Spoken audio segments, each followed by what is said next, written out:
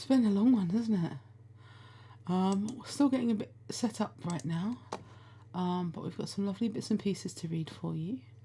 I've got a SanSan story. I've got some Clydephilia, which I know went down really well. I've got some Breylo, obviously, and I've got some Captain Swan. So all the usual suspects. Good evening, Avianta. Thank you very much for joining us. Sending you much love this evening. So there's a couple I was hoping for, but I did not get permission in time, which I'm a little bit sad about.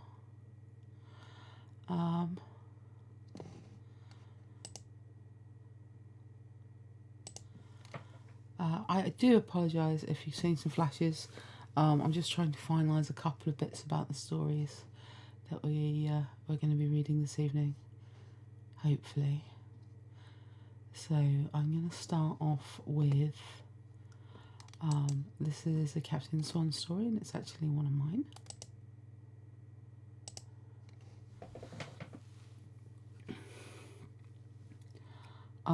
So this is the first story that I wrote in the Captain Swan fandom. There's nothing there's nothing risque in this. This is, this is an unrated fic because there's nothing saucy here. It's a fun little AU, and it was me playing with a new fandom and with the concept of a new fandom. So, the main conceit of Once Upon a Time is that Emma is sent through a magical wardrobe into the real world. In this particular AU, it's a canon divergence. She doesn't go through the wardrobe. Something else happens.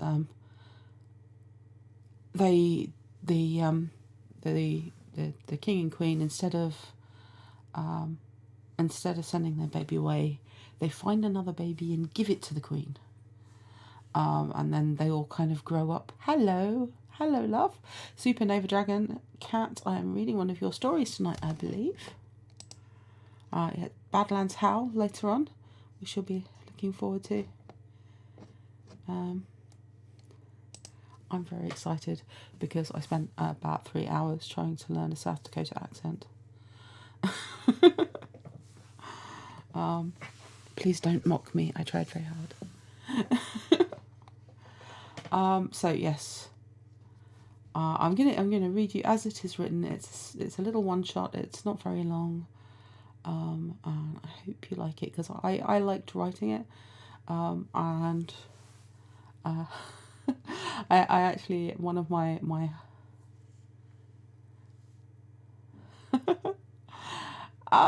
it's interesting because it's something that I've not beyond a certain amount of Midwest for the Ben Solo accent's really interesting because Adam's obviously got a Midwest accent, but the Ben Solo accent isn't Adam's accent. It's one he created by copying Harrison Ford but putting in Britishisms, inspired by New Hope Leia. It's a really interesting accent. So the Ben Solo accent, but it's quite subtle. So I quite enjoy exploring the Midwestern accents. It's fun. And the whole point of this exercise is to help me get better. So thank you. Drop as many crazy accents as you like, and I'll do my best to not suck at them. But yeah, I really enjoyed, it was quite interesting. One of the ladies, I was listening to her videos, and she said, a lot of people say that South Dakota doesn't have an accent. And she's saying this in this very flat South Dakota accent. A lot of people say that South Dakota doesn't have. It's like, what? Alright. Everybody knows that if you do not have an accent, you sound like this. Sorry, I won't inflict any more received pronunciation on you. I hate it. Right. I should read you a story. Are you sitting comfortably? Then I shall begin. References that you're probably all too young and not British enough to get. The Crown Princess was born as the curse began to fall. The Crown Princess was a beautiful baby girl, perfect.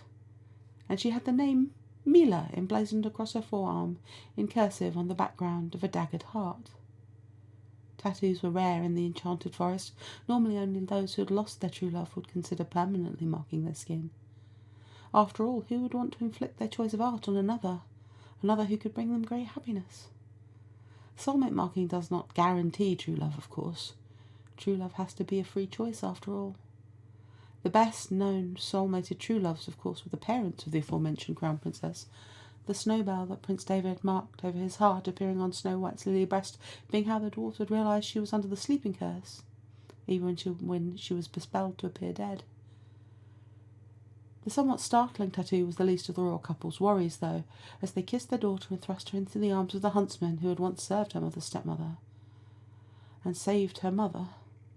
He swaddled the child close to his heart and disappeared into the night, leaving the Queen sobbing.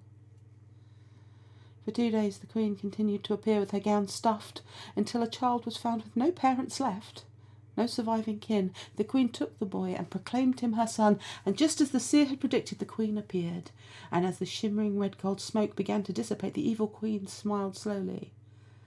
"So, my daughter, are you ready to pay your debt to me? A love for me, a love that was stolen from me. Do you freely give me this child to raise as my own?" Snow held up her hand. "You swear he will come to no harm?" Regina nodded. "Much of this prophecy is bound in the hatred my mother fostered between us. I have found a way to free us from her machinations once and for all. The prophecy tells me I must take the child. It doesn't say I must harm him." Snow smiled. "Then let us take this chance to be a family once more. This child wants to name my son Henry. Let him be the bridge between us. Shall be named your son." The royal messenger raced to the huntsman's cottage and brought home the golden princess so she may join her parents, her step-grandmother and her brother-cum-uncle at the now combined court. So we have a time skip here. Emma, come down from the tree, darling. There's only an hour until the ball and you're not dressed," Queen Snow called her daughter. Emma dropped to the ground, filthy with twigs in her hair. Her long-sleeved shirt and vambrace is muddy, her breeches torn. "I attend only out of duty to our kingdom and love of my mother." She lightly kissed her mother's perfect cheek. The agreement between Snow and Regina meant she and Henry would co-rule, so despite her position as Crown Princess, her hand was not as sought after as it would have been if she were to rule alone. Still, there were an endless parade of fifth-in-line types who would take her proximity to power. Emma had little patience for the meat market. Tonight was special. Tonight the Dark One would be visiting the court as an honorary dignitary. Having played all sides against the Middle during the wars, he was very careful now in this time of peace, and rarely visited any court, only attending on this occasion so his son could be introduced.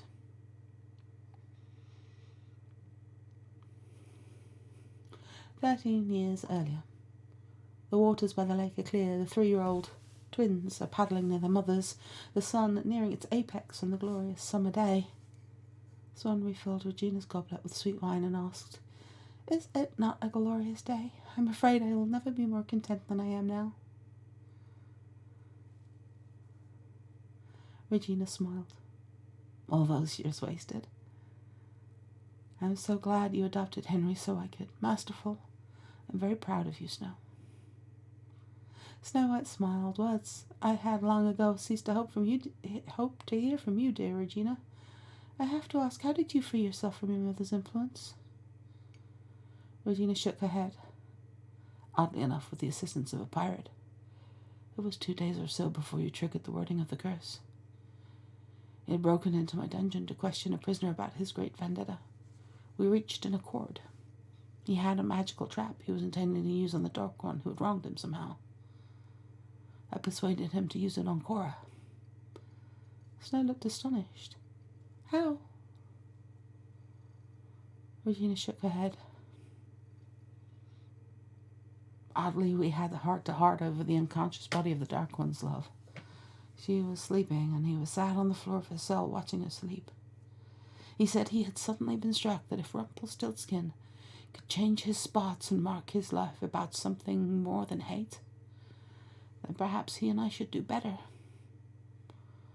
The revelation hit me. Tinkerbell had said something similar. That's why I made him a privateer. Not that he's back from his latest stint in Neverland.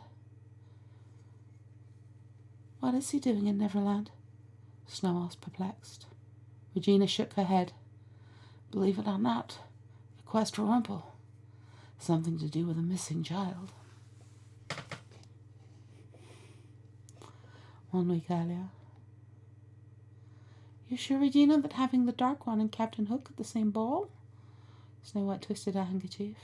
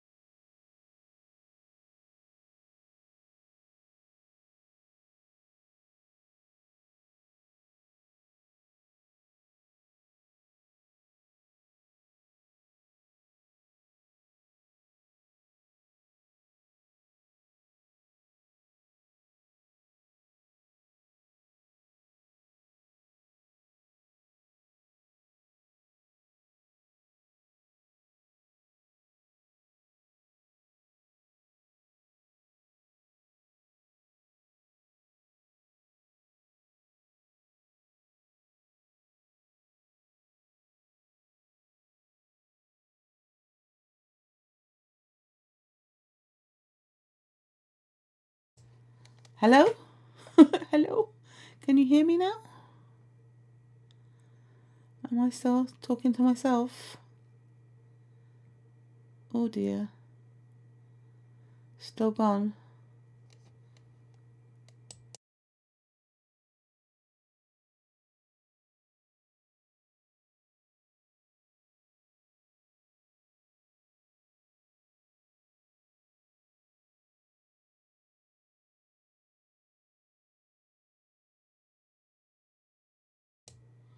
Hello? What the heck? Okay. Maybe it just doesn't want me to read you this fic. It's not one of my bad ones.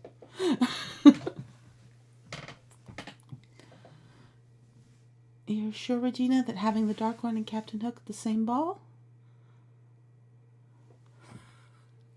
Snow White twisted her handkerchief. Regina smirked. Captain Jones restored the Dark One's bride to him and then rescued his son from Peter Pan. The Dark One restored his hand and gave him a Pegasus sail. The vendetta is long dead. Breathe, Snow. We have a real chance at lasting peace now. It'll be fine. Snow's tinkling laugh filled the room. Regina, you just gave me a hope speech. The Dark Queen shook her head. Don't tell anyone. You can still hear me, right? Getting nervous now.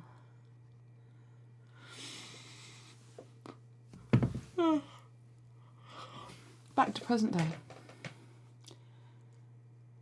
Miss Haven's double throne, currently occupied by its 2 queens, was lit by hundreds of pillar candles gleaming in the evening light. Regina shimmering black and Snow in glowing white, the monochrome duality of its 2 monarchs painting a glorious image of balance for the assembled nobles. Prince Consort David stood to the left of his wife's throne, resplendent in red and white doublet and gleaming gold braid. The herald announced Crown Prince Henry and Crown Princess Emma to the shimmering of harps.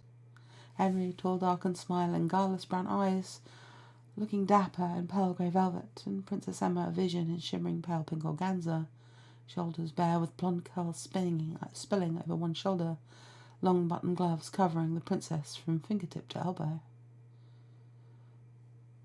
The twins muttered to each other, Henry whispering, I hope this chocolate cease. I hate this coat. Emma sparkled with laughter.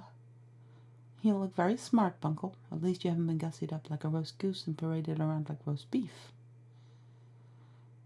Henry looked at Emma. Cease? Emma looked at Henry. Buncle? Henry took Emma's hand to help her down the stairs, flashing the brown leather boots she wore beneath her gown to the more observant of the assemblage below. No use blaming me, sister.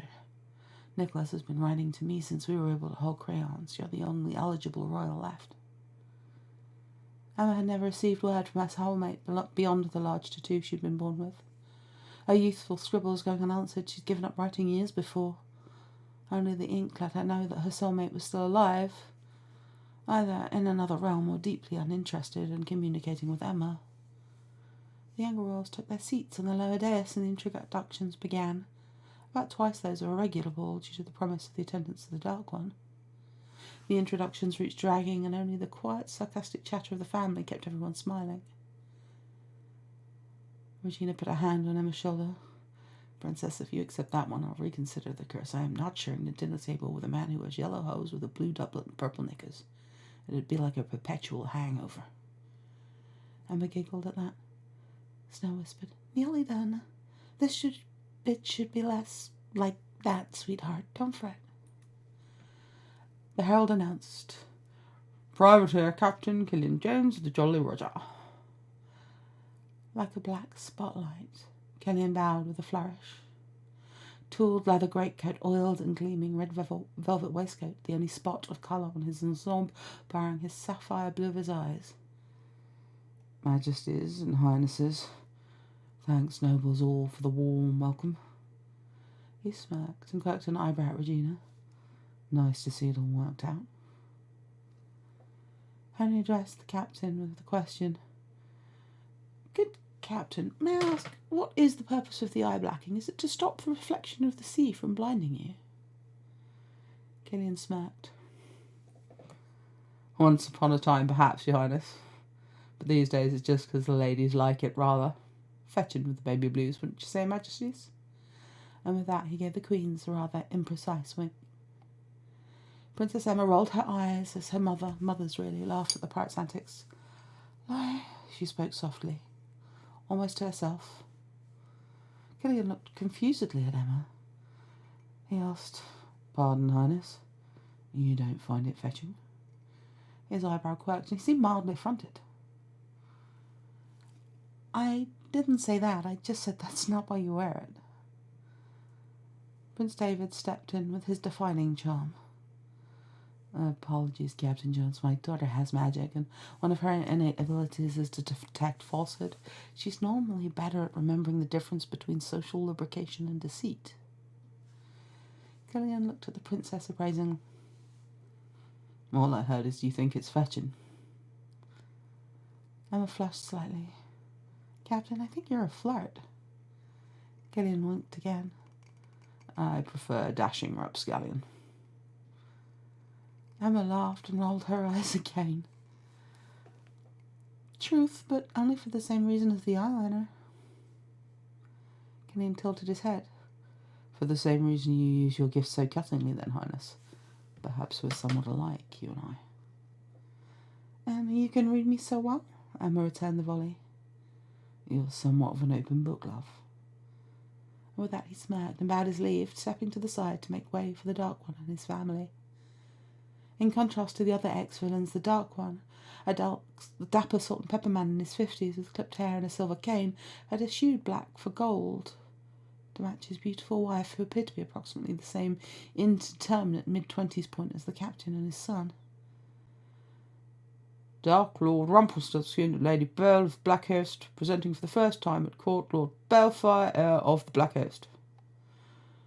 Rumple gave a florid bow. Majesties and Highnesses, a great many thanks for your kind invitation. That wasn't the right voice. That wasn't the right voice at all. I'm not sure who that was.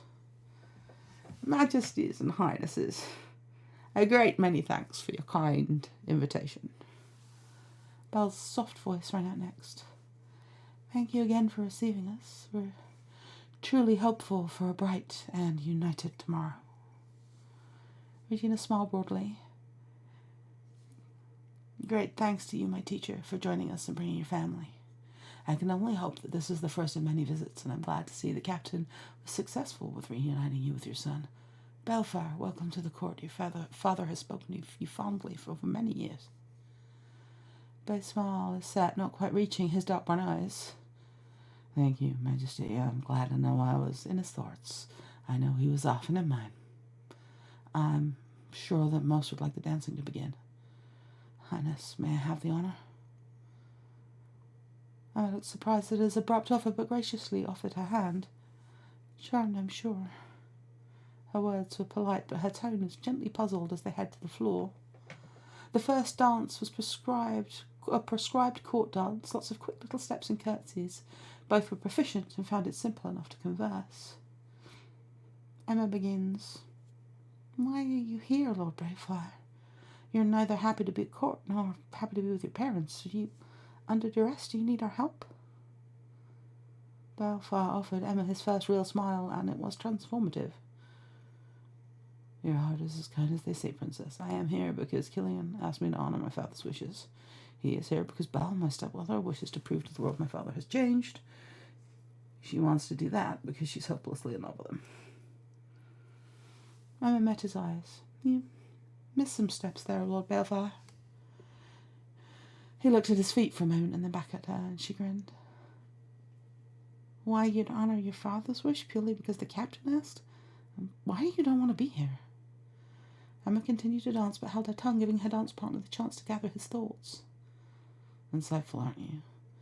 Firstly, if you insist on staring into my soul, call me Bay. Secondly, I don't like court or formal functions because I've spent 200 years hiding alone in Neverland. Until, thirdly, Killian rescued me a couple of years back. Any more than that, and you have to get the deep, dark family history, and I think we should save that for the inevitable chaperone picnic, don't you think? He finished with a smirk that he clearly borrowed from the captain's arsenal. Emma's bell-like laugh is a clear, high above the musicians. You've had the we won't put you under any pressure, but it would be a good match for promoting peace among the nations speech too, huh? Her imitation of her mother's regal tone is enough that the intent is clear. Bay laughs back. They're not subtle, are they? No SoulMate waiting in the wings for the product of true love. Emma shook her head. There must have been once, but they must be far older than I, and they've never written to me. Bay ducked his head shyly and looked at her. Far older? Emma led him from the floor to the balcony, much to the approval of the unlocking parents and guardians. Oh dear, I am getting my hopes up. I suppose you aren't much older than I. I don't suppose the name Mila means anything to you. Bay looks as if he had seen a ghost. Mila was my mother's name. She died when I was young. Emma looked deeply conflicted. Perhaps I ought just show you. And she removed her long satin glove, revealing the tattoo beneath. Does this mean? Oh, blood. I started to laugh. Sadly, beautiful princess, I am not your soulmate, but I know who is. And this is far too funny. Do you trust me? Emma looked at him for a long moment. Not entirely yet, but I believe you're about to lead me fairly. Bay scrabbled through his pocket until he found what he was looking for and passed it to her.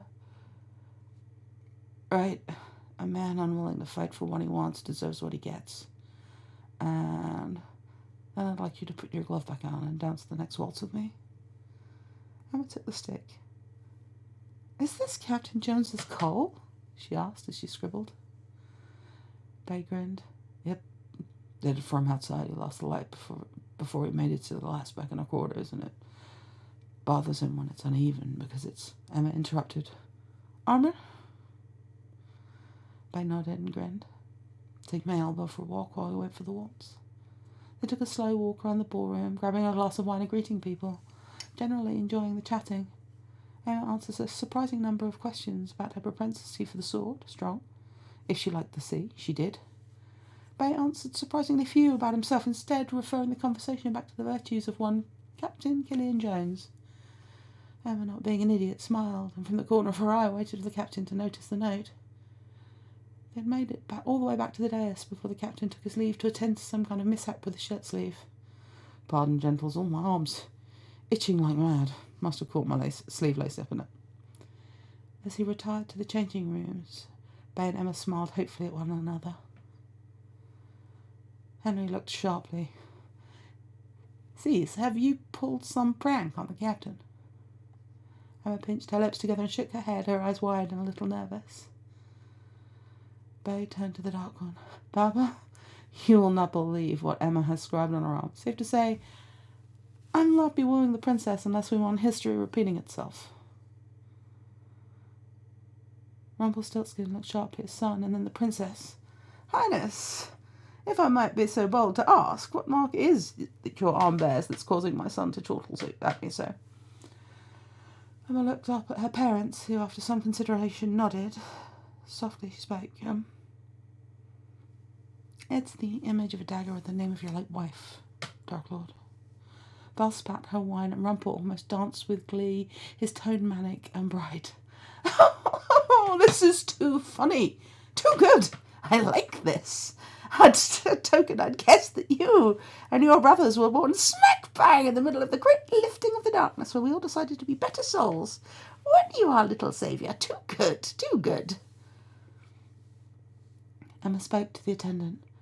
Could I ask a decanter of breast rum be brought, please, and request a waltz for me? Thank you.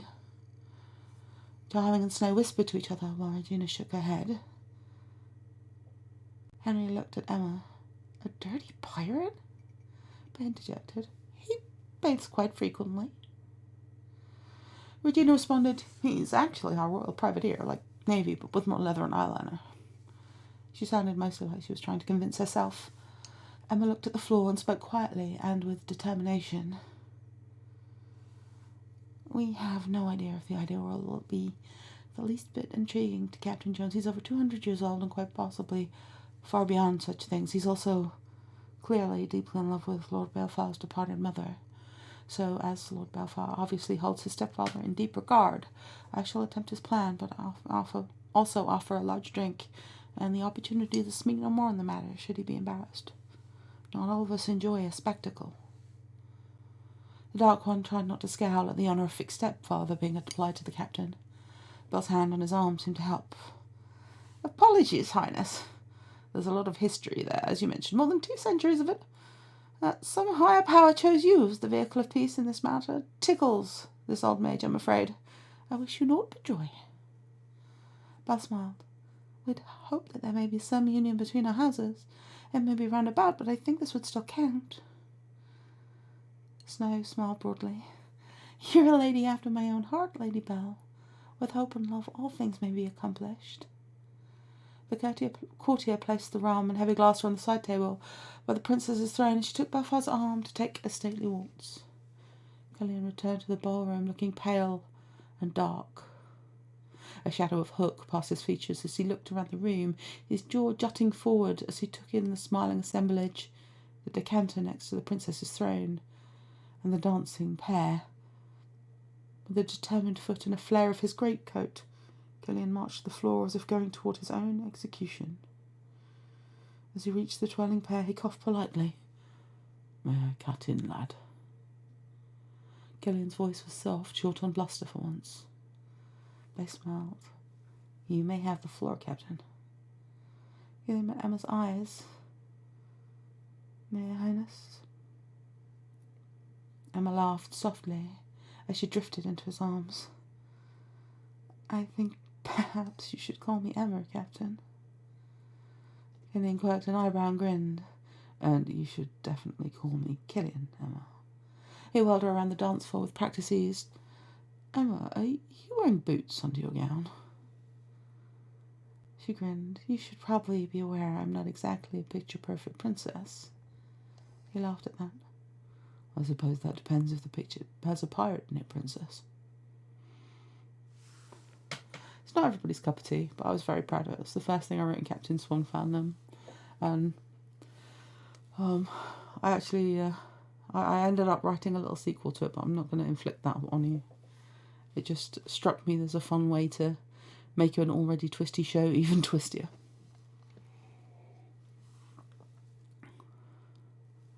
Thank you.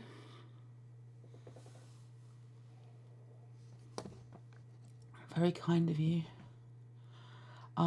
So I have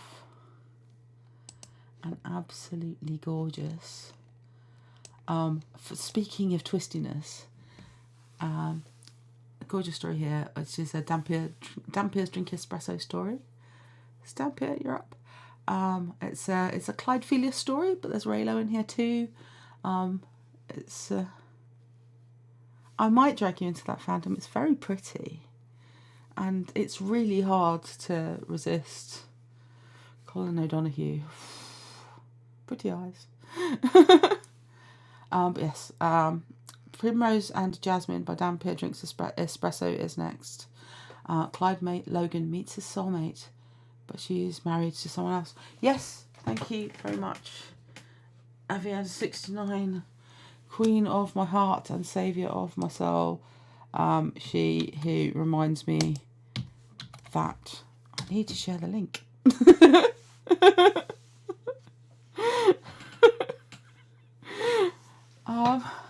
Yeah, this is a beautiful twisty story. I hadn't even heard of this story before today because I was having a bit of a flap because I didn't have enough stories to read tonight. And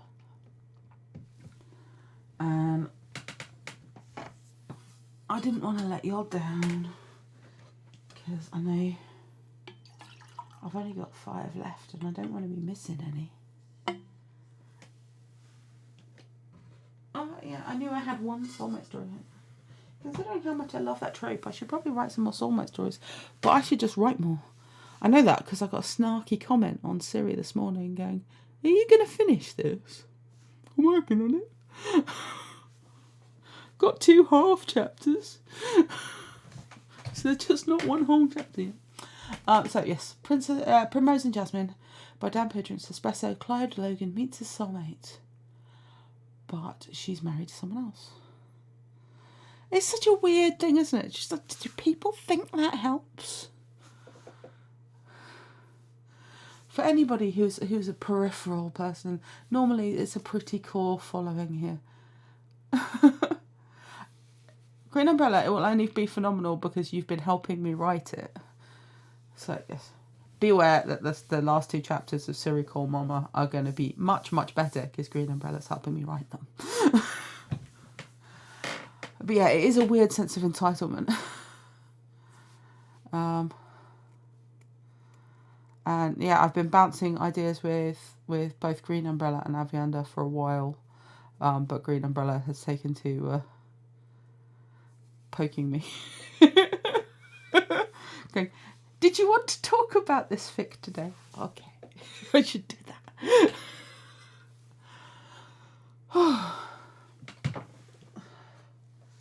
I got some proper fresh turmeric from the Indian shop in the village.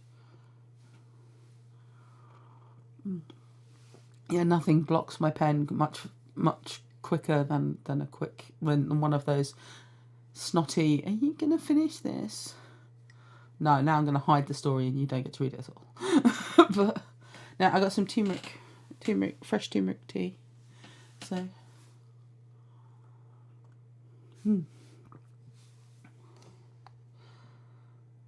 So this is tentatively a 4-chapter story, and there's only 1 chapter of it. And we are not going to demand updates. We are, because honestly, it's incredibly enjoyable as just a single chapter story. I would love to see the rest of the twistiness, but it is incredibly satisfying as a single chapter.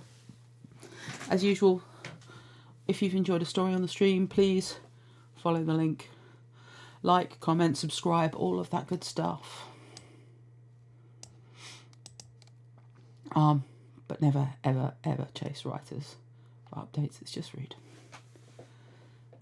It happened at church of all places. Not at a service or nothing, but that didn't really make it better.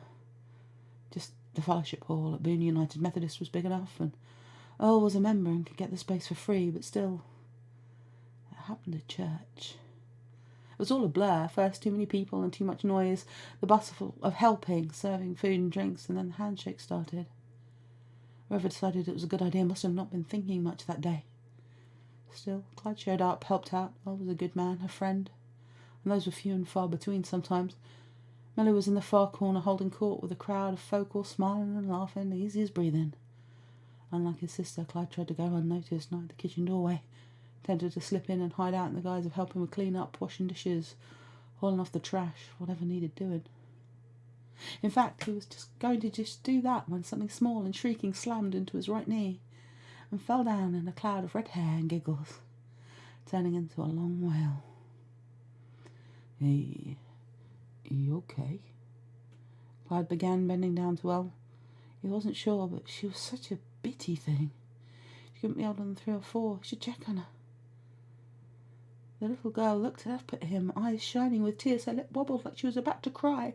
She didn't though. Instead, she stared for a long moment, scrunched up her little face and glared at him, then demanded, "Who are you?" Before he could answer, a man thundered down the stairs and practically slid into the room. "Miranda, you shouldn't run off like that. You could get hurt." He pulled her into his arms and stood back up, the worry evident on his face. "I fall," the girl, Miranda, apparently said. The man tilted his head as if waiting. The little girl sighed. "Sorry, I ran." She turned to Clyde. "Sorry, I bumped." And it was as if the other man hadn't realised anyone else was there in that moment. "Then, did you catch her?" A voice called from the doorway, and Clyde sucked in his breath. It was like bells went off in his head, and the room was hazy, like trying to look through pink cotton candy. "Not before she plowed into someone." The man with Miranda, her father, probably said, and Clyde put his hand on the wall to steady himself as he got a good look at her. Short, pretty, with long red hair and freckles. She reminded him of his best friend, actually, although definitely shorter, more curves than Ray had. The other man looked at Clyde, and it was like the air in the room turned to syrup as the woman came to stand beside him. "Sorry about that, sir." "Oh, sorry about that, sir," the man said. "Not the first impression we want to make being new to the area, but at least it's genuine." He leaned and placed loud kisses on the girl's cheek, sending her into a flurry of giggles before he straightened up. Ben Solo," he said with a polite nod to Clyde, seeing as his arms were full of squirming, giggling child. "Suppose you've already met Miranda," he added, and the little girl shouted, "It's me!" A dainty hand came into view.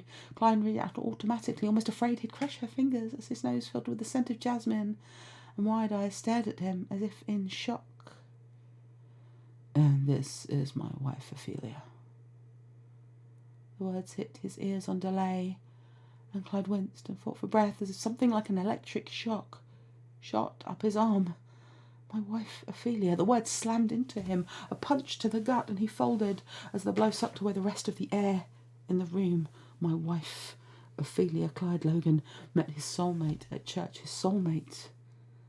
Another man's wife. He came back to awareness, one sense at a time. Jasmine perfume. A metallic taste on the back of his tongue. Voices, so many they blended together, everyone abuzz with this latest gossip, though whether it was the new family in town, the fact that crazy Clyde Logan fainted, or something else, he didn't know. Hands, gentle and strong, one on his face, the other under his neck, fingers pressed into his pulse, even without the buzzing under his skin. He just knew. He forced his eyes open, blinking a few times to focus, and she smiled at him. "Welcome back," she said softly. Another hand came into view, and Clyde grumbled, flinched as a penlight beamed into his eyes. "Sorry about that." Solo's voice was gruff. Clyde didn't think he sounded sorry at all, but he didn't seem angry, so... "Do you think you can sit up?" "Huh?" Clyde blinked at his soulmate. He felt his face fold into that goofy grin he didn't like letting people see. Then he remembered and frowned again. Fine," he muttered, struggling to sit up as Solo steadied him. Miranda darted forward and grabbed Clyde's hand, sticky fingers poking at his inner wrist. "Mama, look, he got your flowers." And that certainly set the church basement abuzz once more, and it was true. Just, he'd not intended to let on, if possible, not yet. But that faint lavender outline of jasmine flowers that stretched from his inner wrist all the way up his sleeve and presumably across his shoulders and down what remained of his left arm was the exact match to hers. His married soulmate. He had never been so thankful to hear Melly and Ray take charge, his little sister and his best friend pushing through the crowd and glaring in a decidedly non-churchy manner, until folks quieted down and began to drift off. "Give me your keys," Melly demanded, reaching out like she'd go digging in his pocket herself if he didn't hand them over. It was strangely comforting. "Ain't like I'm going nowhere at the moment," Clyde grumbled. Oh, you're absolutely going somewhere," Ray said from somewhere behind Melly. "Straight to the clinic." I'd really advise you to come in and let me examine you for additional injuries and possible concussion," Solo said. "Ain't that a conflict of interest or whatever, Doc?" Melly mumbled, jingling Clyde's keys. Movement and Dr. Solo, it would seem, stood up. "Ben," Ophelia said, like she was warning him about something. And Clyde saw the man had his hands on his hips and was glaring at Melly and Ray. Except the glare melted from what he could see in the profile, and Ray's mouth fell open as her eyes went wide. "Please," Dr. Solo begged, hand out, palm up, gazing at her like she was everything good in the universe.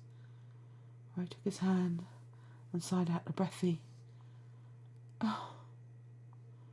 As her fingertips brushed his palm, Clyde could see the clusters of primroses appear on her arm. Ophelia gasped, and he realised she was holding his hand when she squeezed his fingers. Complicated still, but somehow he knew it would all work out. Jasmine, primrose, eternal love. And it happened at church.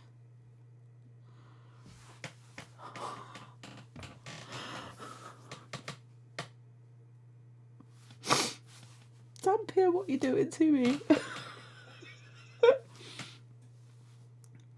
I went through and I was like, "You got SoulMate stories, right?" And she was like, "Yeah, I got these ones. Oh, and this one." I'm like, "I don't think I've read that one." I hadn't. It's so good. I know, I'm always... Is it... Hello, Bella. Hello, OUaT. It's just so lovely. It's so nice. Like, I am both completely satisfied with that bite-sized chunk and could read like 20 chapters of it at the same time. It's just wonderful. Bear with me, I know I've been hitting the tea quite hard this evening.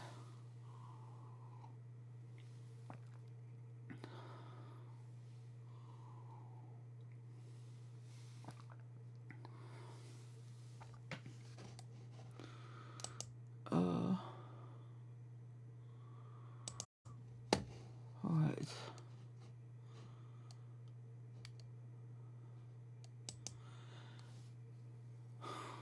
You made me cry, it's only fair. You made me cry and everyone can see. I've got to do a Dakota accent now. I'm like flappy. Obviously I don't have to, I'm choosing to. So our next story after that. Sorry, it's yeah, that really got me. That's such a perfect little story. So lovely.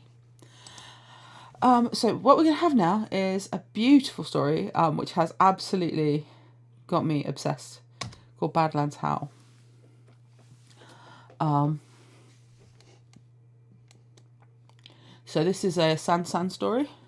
For those of you who are only really getting into SanSan because you've been listening on here, I hope you enjoy it. This is, Supernova Dragon Catch right here for questions and things. This is a really good story. I know certainly Avianda, I think you'll like this one because this is a proper. There's a lot here. This has got some scary bits and stuff. It's a good story. It's just ghost stories and stuff. It's not just kissy bits. Don't get me wrong, it's kissy bits. On a grey Halloween day, Sansa travels alone across South Dakota. And it's a fascinating fandom. Everybody's been super nice. I might be writing a SanSan story when I've got unfinished works in 4 different fandoms. Don't shoot me. But I couldn't resist. It's too lovely. Yes, on a grey Halloween day, Sansa travels alone across South Dakota and finds herself inexplicably drawn to the Badlands for what was supposed to be a brief stop. A park ranger tells her a tale befitting All Hallows Eve about the Badlands rider, a restless spirit who haunts the lad astride his black horse, his face half burned from hellfire, his unearthly howl famed for the misfortune it brings. Despite the frightening tale, Sansa finds herself enchanted, and among the Badlands' haunting austerity and bewitching wonder, she encounters the Badlands rider and far more than she could have ever bargained for.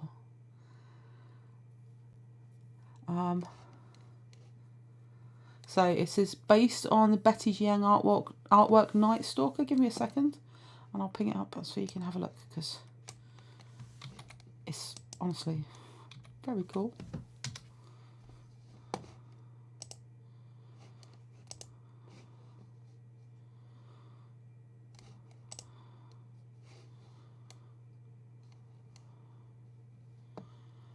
Just give me a second.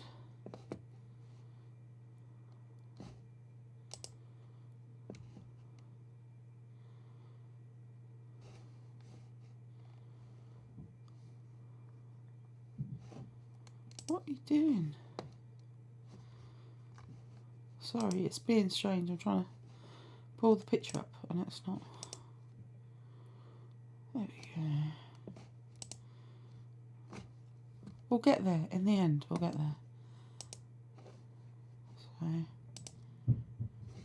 there we go. That's the picture that we're talking about. Sorry about that.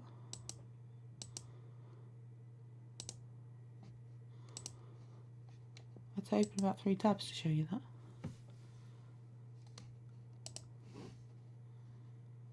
It also has a playlist, which is also remarkably good for washing up. Yeah, if you go into the fic, then you'll be able to find the playlist.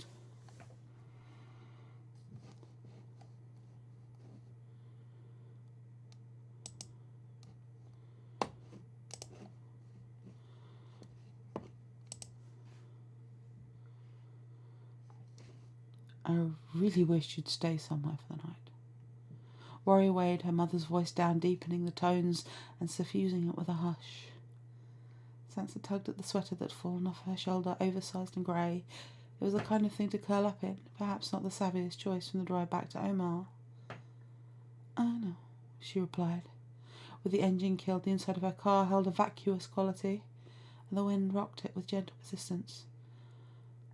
I just don't like you out there driving after dark. The follow-on wasn't meant to nag. Sansa knew it was a call to reason. The drive from Billings to Omaha was relatively uneventful, a straight shot of flat highway, only treacherous in the winter when the ice glazed the road or snow fell in thick blankets. Nightfall only meant keeping an eye out for wildlife panting across the dimly lit highway.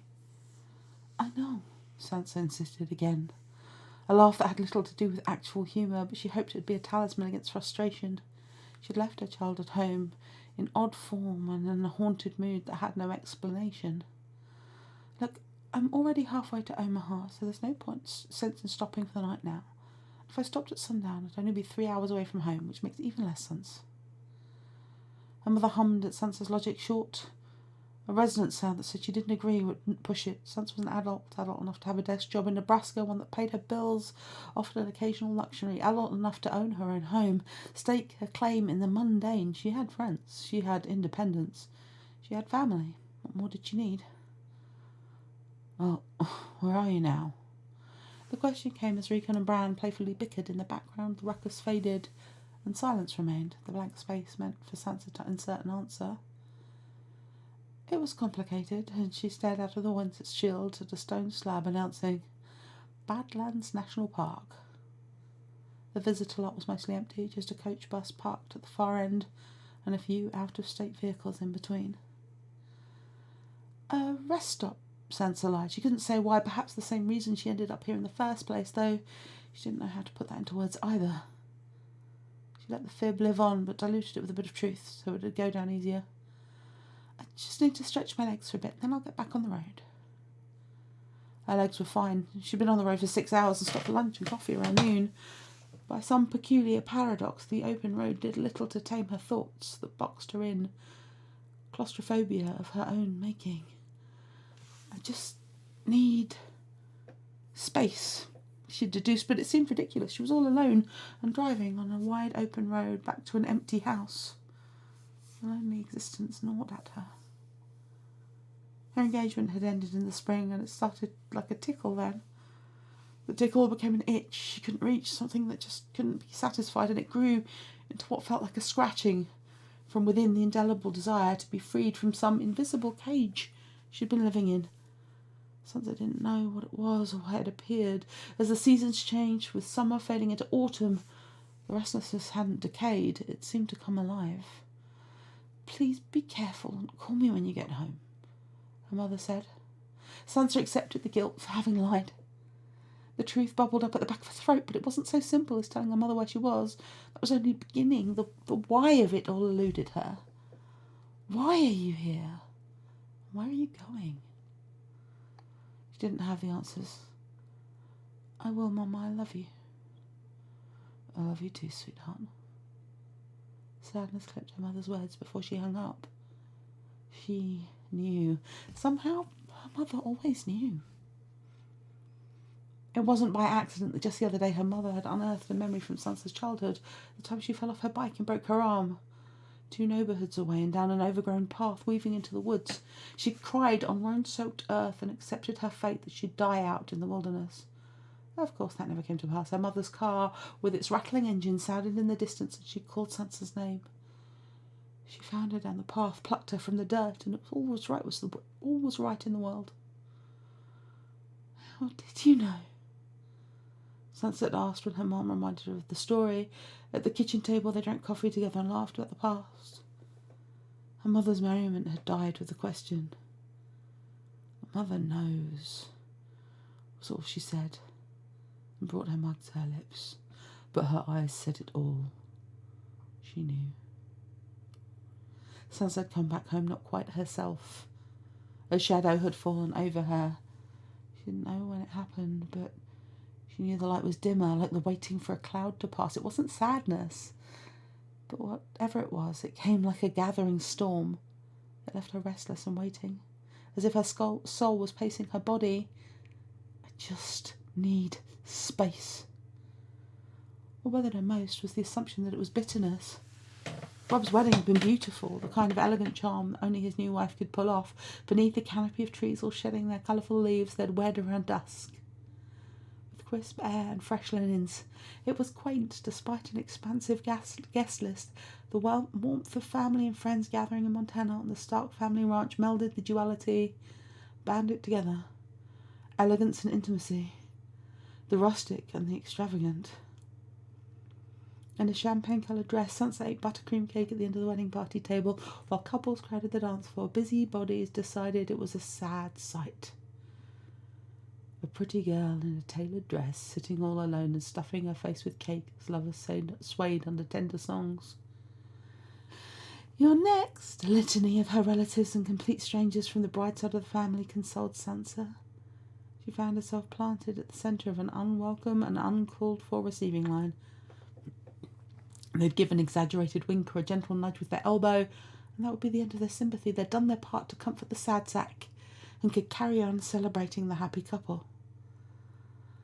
She'd smiled graciously enough, but halfway through her second slice of cake was out of smiles and would instead point out that she'd come alone to the wedding. No date usually meant no boyfriend, and that meant no fiancé, and husbands didn't just manifest from the ether. She was fine on her own. She wasn't so consumed by the catastrophic end of her own engagement that she couldn't celebrate her brother and his new wife. She was fine. To prove them wrong, SanSan had abandoned the cake and made for the dance floor. When slow songs came on, she danced with Rick on and put on a dazzling smile. Her mother had watched with interest, but she knew what roiled beneath, because apparently mothers always knew. She'd asked about it this morning, and SanSan didn't know how to tell her mother she was haunted by something. It crept at the corners and came alive at night, bizarre dreams, robbed her of restful sleep. Backlit in emerald green, shadows gathered in the edges of strange visions. This morning, Sansa had been thoroughly exhausted when daylight broke and painted her childhood bedroom in dawn's pastel hues. Wrapped in that light, she fell asleep and embraced the peace it finally brought. That sweet sleep meant getting on the road 3 hours later than she intended. Sansa said her goodbyes to her parents and her siblings. Her mother always went misty-eyed at that part.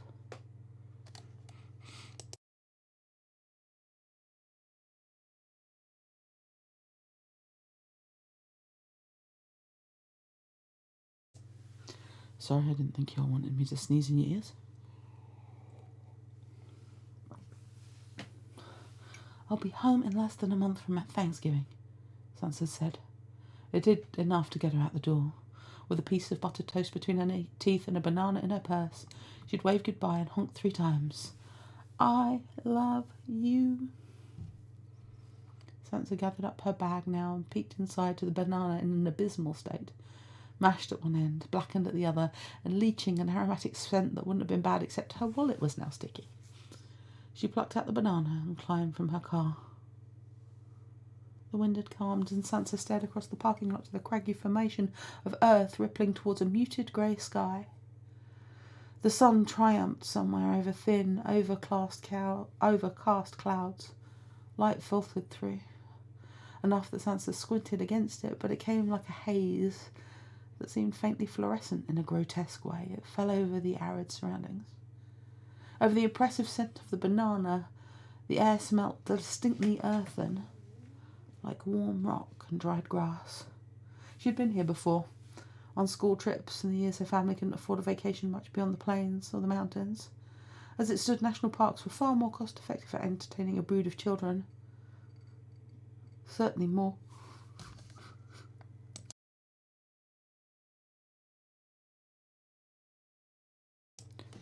If I take more breaths, that won't happen. Sorry, Al.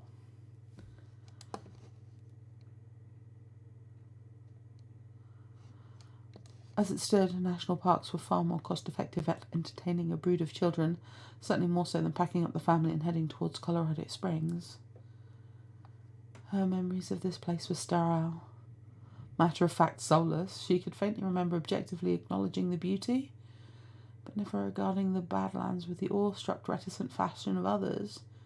She chalked it up to familiarity. Omaha natives oohed and ahed at Sansa's upbringing, as if living among changes in elevation was something sacred. To them, the wild wonder of the West enticed with myth and mystery. To Sansa, it was just home. And as she crossed the parking lot,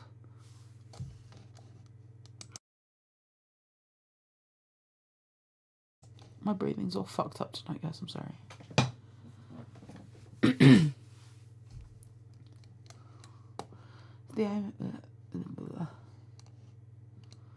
She crossed the parking lot with wobbly legs that needed stretching after all. A chill moving through her.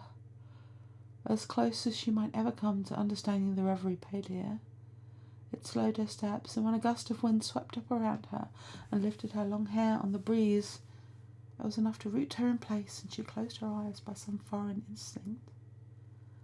Sansa drank in the sensation, chilly winds sweeping through her sweater, and vague enchantment. As she opened her eyes again, a presence had joined her. The hair on her arms stood up, and she spun around, certain she'd find another visitor loitering too close. Empty. No one was behind her, only the rock formation that looked like ancient now that she studied it. The land knew things. It witnessed both the horror of man, the savage fight over the ground beneath her feet, and the artifacts of the unknown realm that roamed with the breeze. If earth was a corporal vessel, then the wind was its spirit, and it spoke in ways she'd never noticed before. Sansa cast the odd observation away, but carried its ghost inside the visitor centre, where the memory rang with a bell that announced her presence. She tossed the banana in the trash. "Hey there," a park ranger chirped from behind the front desk, an older man, probably her father's age. He flashed a chip-toothed smile beneath a lopsided moustache. In a neatly pressed sage green shirt and an olive drab tie, he pressed his palms on the counter and paid Sansa his undivided attention. She returned it with a flustered smile and breathed the "Aye," paired with an awkward wave. The light inside was dim, didn't reach the far end of the lobby where the pamphlet display sat in the corner. "Oh, what can I help you with?" the ranger asked and drummed his fingers against the counter. He stared at her expectantly. Once more the wire landed at her feet, and though he was a complete stranger, she didn't have an answer for him either. Sansa gripped the straps of her purse and sweetened the smile on her lips. "No, I'm just looking," she dismissed as polite as she could, with the same thanks but no thanks nonchalance as browsing the racks of a clothing store. His eyes swept to the faded sign that gently encouraged visitors to support the national parks with an annual pass and listed the myriad of benefits for doing so. "Well, I guess I just need a day's pass," Sansa said, and approached the counter as she dug for her wallet. It still smelled of banana. It was stained now, too. She frowned at its sullied state and paused a moment. "Actually, I'll take the annual pass." The ranger's manners turned effusive, then with warm thanks and enthusiastic praise for how this was the one thing the country got right, preserving the natural beauty of the parks. Sansa nodded. She didn't know when or if she'd ever be back, but it was a small price to pay to make someone else's day. The ranger fussed with the cash register and handed her back a credit card and a decal to put on her windshield. "If you're interested in setting up a tour or need some directions around the park, just let us know." He prodded the maps in case beneath the front desk's clear plastic cover. "This road will take you to the lookouts. They're great for photographs. We just ask that you don't interact with wildlife and that you stay on the road. Too many people wander off for a better view and get into trouble. Given it's our off-season, we don't have as many rangers patrolling, so it's especially important now." This accent's wandering all over the place. I do apologise. I am trying. Sansa followed his finger that traced the vein across the map and didn't bother to ask what wildlife he meant or what sort of trouble he expected she might find out there. On either account, she didn't have a habit of approaching things best left alone, so she nodded with a smile and tucked her wallet into her purse. "Oh, and happy Halloween," the ranger added just as Sansa turned away from the counter. She stopped, settled for a moment on her feet, and turned around again with her brows drawn together. "What?" she asked, though she'd heard him just fine. Halloween wasn't a word easily mistaken for something else. It stood alone in that regard, as very well it should, she supposed. "Halloween," the ranger repeated with that odd bewitchment that drew his voice just above a whisper. "Today is Halloween." Sansa normally wasn't this slow in the uptake, and only now did she notice the small black and orange striped bowl filled with lollipops that had seen better days. Half was split down the middle and the other were rendered to sugar, rock and dust. If she was a betting woman, she'd place the money on those lollipops having been from last year and dug out of the pile of other crap. Christmas decorations or the like, and dusted off and set out to go mostly untouched for another year. "Thank you," Sansa replied. The senses now registered eerie music, the otherworldly wail of a theremin seeping in from an unseen speaker. Of course it was Halloween. During her time at home, Rickon hadn't stopped talking about his costume or his strategy to canvass the neighbourhood with the best candy haul. Brown had been incessant too, but his fixation manifested on studiously relaying bizarre details about Halloween's more supernatural aspects. Sansa had humoured them both.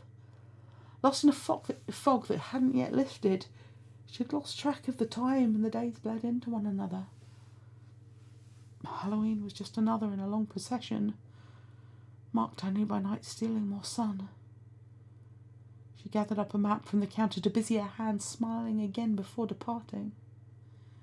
She meant to retrace her steps out to the parking lot, but stopped short of pushing through the door. Through the glass, she watched the wind kick up plumes of dirt outside. A hollowness descended on her, and she backed away. "Are you all right?" the ranger implored, and Sansa answered with a nod, but spun around toward the lobby again. What am I doing? Her eyes drifted to the clock on the wall. She didn't have the time. Only an abundance of curiosity that blindsided her now. She scanned the lobby and stood at a crossroads with the gift shop on her right and a museum exhibit on her left. She made for the latter, a quiet, darkened space with thoughtfully curated displays, were fossils and bits of Badland history. The stagnant air was musty, and a babbling fountain in the far corner infused the small space with a faintly chlorinated smell. SanSan mindlessly absorbed stray bits of information as she passed exhibits with waning interest. She didn't care to learn about the bison or the flora she might encounter if it was spring or summer. Her feet moved with a purpose, and she didn't know what. She slowed as she caught up with a group of tourists, probably the ones that spilled from the coach bus outside.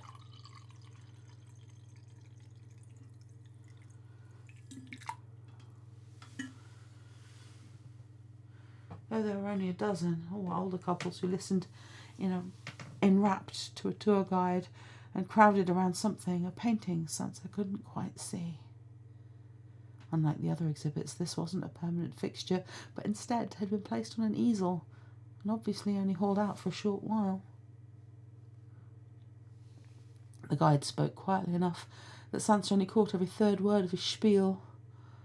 Where she should have scooted around the crowd, her interest in time fell away so suddenly that it disturbed her, and she yet again asked herself, what was she doing here? Why did she stop at a national park of all places? Why was she standing here, easing forward close enough that an old woman shot her a mildly offended look?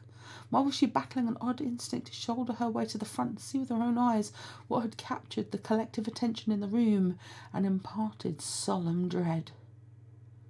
The tour guide finished, and the crowd fell deathly silent. They exchanged unnerved glances with one another before they quickly and quietly moving on. When they cleared away, SanSan became acutely aware that she was alone in here. Not even the din of the lobby could be heard. She stepped forward to see what had inspired such a grim response from the others. An ornate gold frame was oddly matched to the painting contained within its borders. The image of it depicted was frightening, but spellbinding in the way the mottled grey and eerie green captured the image of a man on horseback. Behind him a turbulent sky rolled with impending storm and sat in bleak contrast to emerald-washed earth, not so different from the phantasmal colours that imbued SanSan's dreams. The man was well put together, large and strong and bulky with defined muscle, a cowboy in tattered clothes that had known the elements. He gripped a rifle in one hand and held on to the reins with the other, astride a great black horse.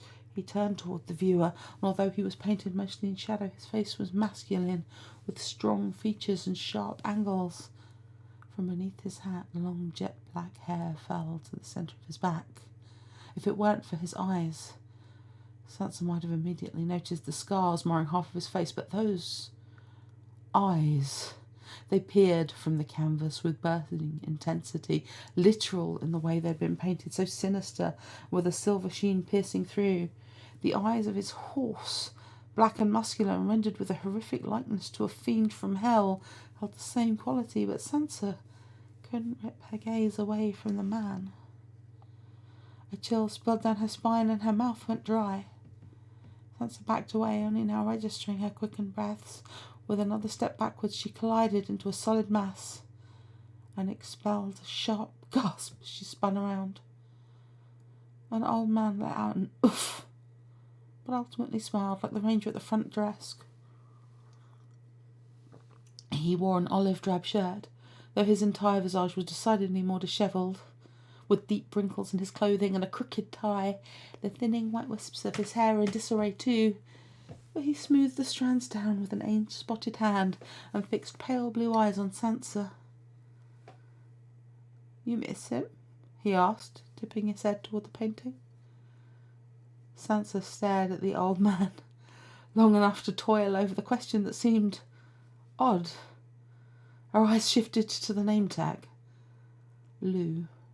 She cleared her throat and tilted her head. "Excuse me?" "The tour," Lou chuckled and shuffled close to the easel. "Did you miss the guide telling his story?" He jabbed one crooked finger toward the man in the painting and seized the opportunity to stud it bent at the waist. He leant forward, his gaze fell upon it through narrowed eyes. "Oh!" SanSan released a sigh, one deep, calming breath. Yeah, I couldn't hear him back here. Lou stood upright, lifted one brow. I've worked here 33 years now, he told her, with a pride that puffed up his chest, straightened his spine as much as age would allow. I know a bit of the lore, if you want to hear it from an old bag of bones like me.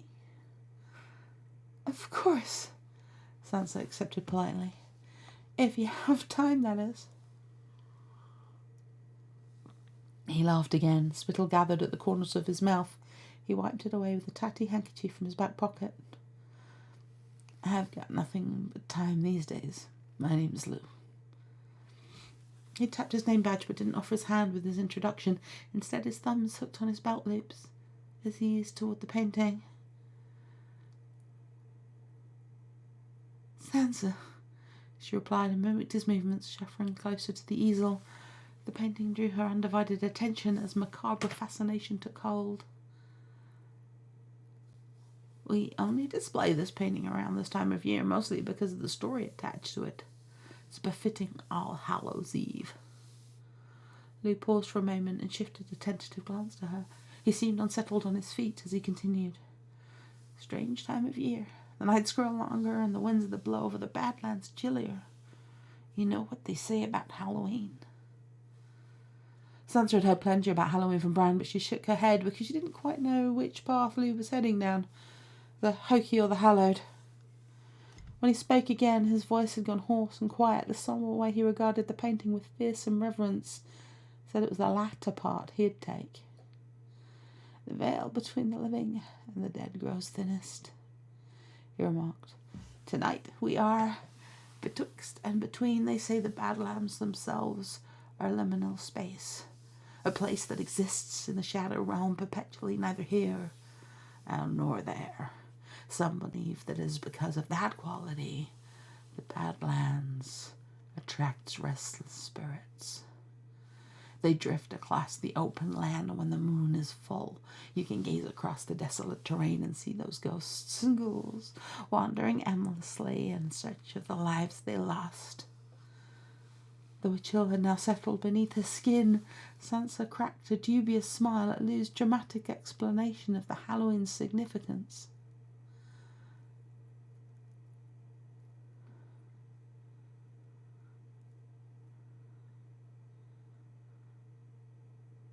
She gazed at him, and Lou had apparently noticed her incredulity, his lips pressed together in a thin line, not quite a scowl, but the displeasure was clear. What? He pressed. You don't believe in the afterlife? An afterlife? Sure.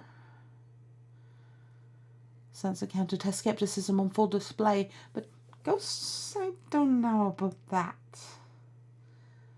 Lou eyed her with suspicion, not the kind that was a prelude to proselytizing the paranormal. He looked at her as if she'd just argued against an indisputable fact and clung to a subterfuge that even a fool knew was a sham. SanSan ignored him, pointed to the painting. Who is he? She asked, if only to be polite, that the curiosity surged in her as soon as the question departed her lips. As mesmerised as SanSan was by the painting, Lou apparently equally unsettled. She wondered why he even offered to tell her the story if it disturbed him this way. He drew a quiet breath before speaking on in a tremulous voice. A spirit, dark and sinister, that haunts this land. He looked at SanSan with a plea behind his eyes for her to believe. I've seen him myself. She felt her brows pull together and an icy blast of air enveloped her, enough that SanSan looked up to the ceiling, certain she'd find an air vent or some other source. There was nothing to be found. You've seen him? She wrapped her arms tight over her chest, her palms curled around the loose ends of her sweater sleeves. Lou responded with a grin, and his face went ashen. I swear it on the grave. The cynical part of her cautioned this was just a tall tale told to gullible tourists to generate revenue during the off-season. The park hauled out some dusty old painting commissioned by an artist to fit a contrived tale about a fiend that purportedly haunted the land. That didn't explain the shift on Lou's demeanour, from jovial to troubled. And SanSan knew what it was that shift felt like, the way it took hold and it didn't let go. How it hounded by night, stealing sleep and invading dream. She knew what it meant, and she had lived it too.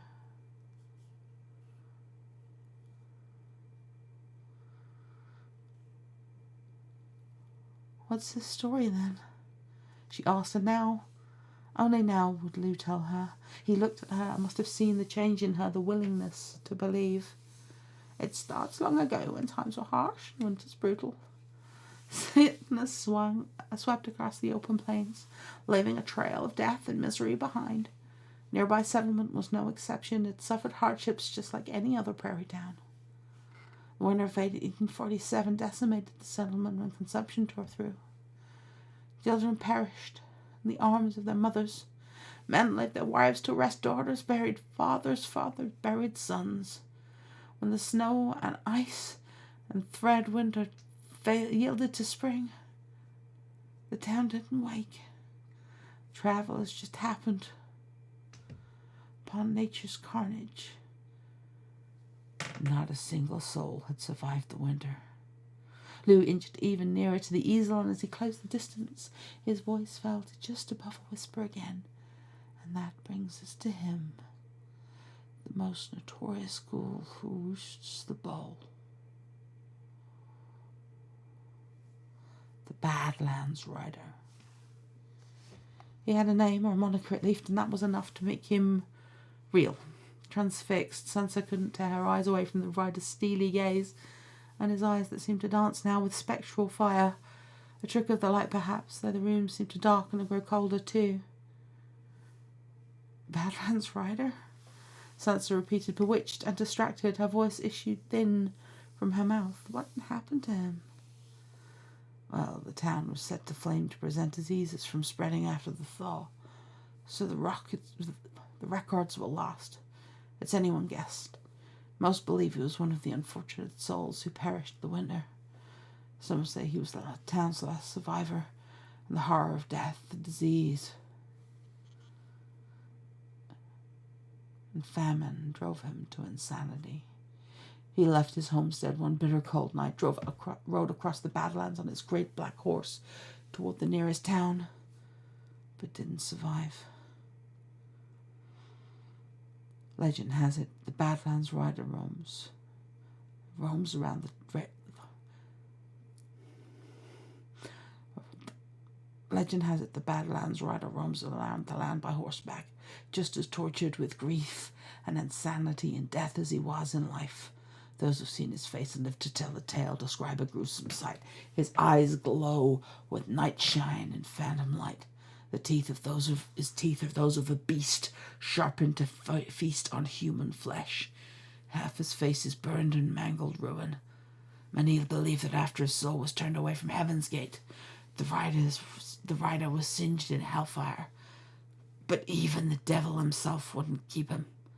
So Badlands Rider is doomed to drift in endless purgatory.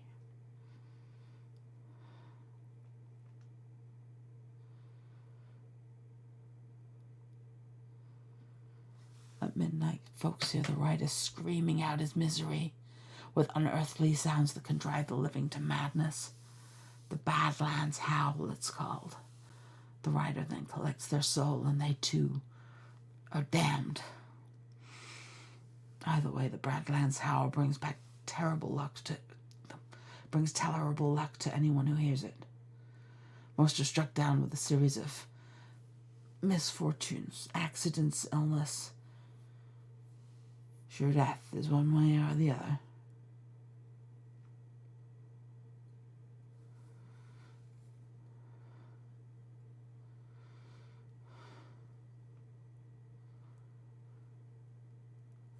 I'm really sorry, guys.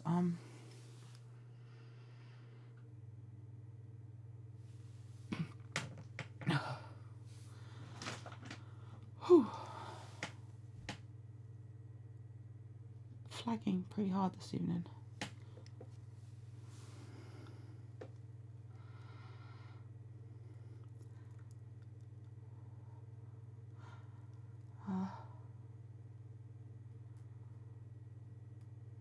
By the time Lou finished, goosebumps had laid siege to Sansa's skin, and her fingers trembled as she fiddled with the strap of her purse.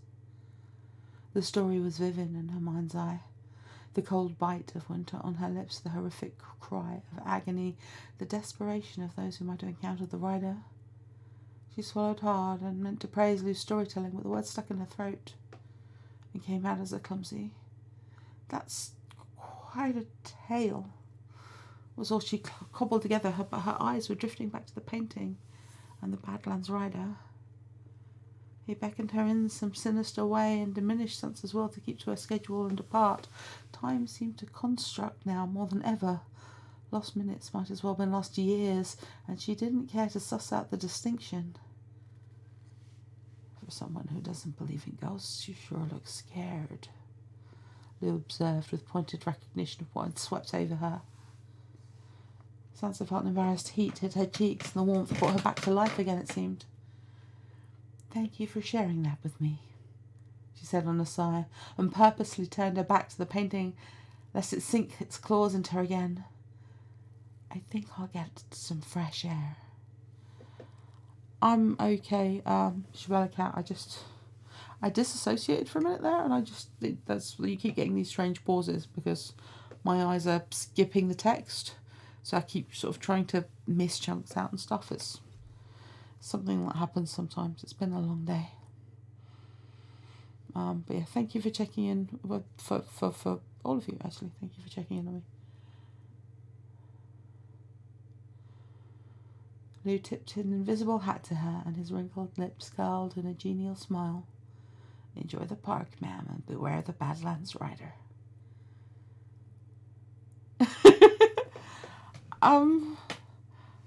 No, don't exercise the Badlands rider, I'm okay. No, I'm just flagging a bit.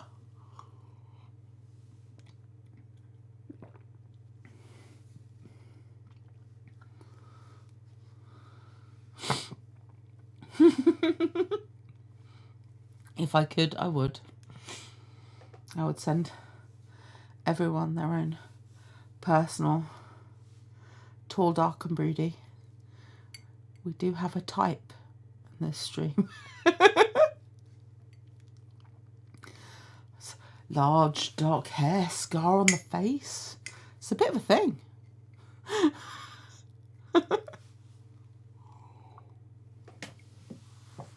Oh.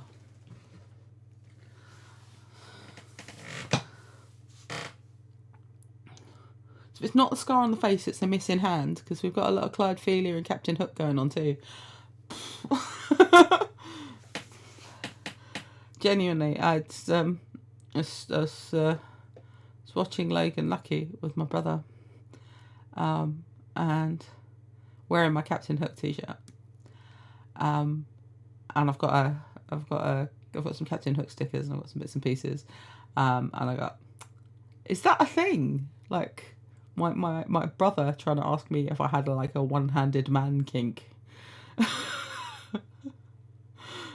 Like, no. At least I didn't think it was. Alright, anyway, yes.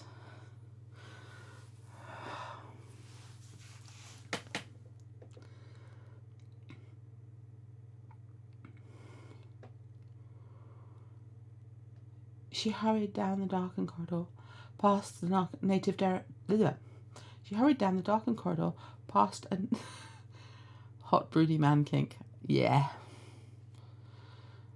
Hot broody man kink is probably more the truth.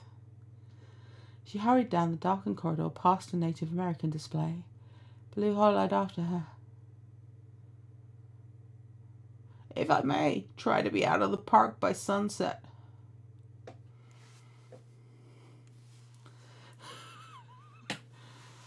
The sisterhood is a tall, dark and broody kink. Afterthoughts scarcely carried the gravitas of his statement. It wasn't a throwaway. It wasn't him being cheeky.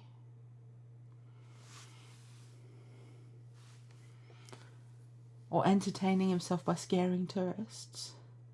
Sansa stopped, and that bone-crashing cold came over her again. She turned slow on her heel, hoping she'd find Lou, flashing a mischievous smile. Instead, his face was sombre. "Why, SanSan?" she asked. Folk can get lost in the between spaces. He cautioned and eased her towards in deliberate but careful steps. "Halloween," Sun said. "The Badlands. That's about as in-between as you'll ever find. This land has a past. Best that you not get caught up in it, Sansa." She stilled and settled back on her heels. She didn't know what was more unsettling to her, the dire warning he just issued, or the familiarity with how he said her name. She didn't stick around to hear any more or ask questions. Sansa breezed down the corridor without a parting word or even a smile. She hurried through the lobby, mumbled a thank you only when the park ranger asked if everything was all right. Sansa didn't linger enough to explain that their resident veteran was awfully presumptuous and strange when she burst through the glass doors and outside again. It seemed the spell was broken, and Sansa sunk against her car while she regained her composure. It's just a story told by a bored old man, a story meant to scare visitors, a story that somehow crawled beneath her skin, that still prickled with goosebumps, the story that burrowed somewhere inside her, because as she pulled into the road that looped around the park, Sansa carried the tale with her and tried to shake it off with some music, but to no avail. If she needed distraction, she'd come to the right place. That was the whole point of her being here. The two-lane road that snaked deep into the park was empty, and the terrain that rippled beneath the earth's hold was unlike any place she'd seen, alien in its austerity and mesmerising in its beauty. She hadn't remembered this part. Perhaps she'd never taken the time to appreciate it. The rock formations reached toward an overcast sky, and even in the gauzy light permeating the clouds, the colours stunned in stratified coral, taupe and grey. It looked like God himself reached from the clouds to sculpt the rocks into craggy mounds and paint them in watercolours. Tall sage-grass swayed in gentle response to the wind. Eager to be amongst the beauty, Sansa pulled off at the first overlook. She left her car in the lot and trekked the short distance down to a plank-paved trail. The view was panoramic, surrounded on three sides by rippling rock formations stretching as far as she could see and meeting the muted sky.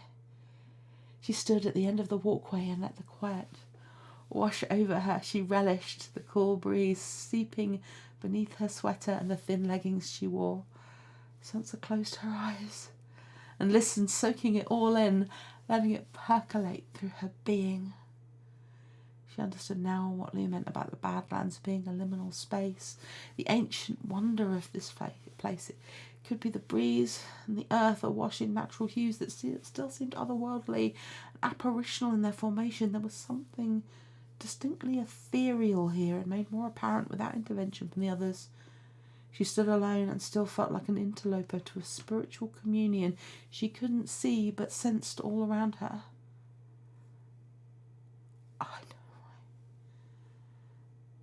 It observed her just as thoroughly as she surveyed the sight before her. Sansa was amongst its dominion and honoured what needed to be left alone. She quietly departed the overlook and returned to her car and then the road, but the feeling of being watched only grew as she eased deeper into the park.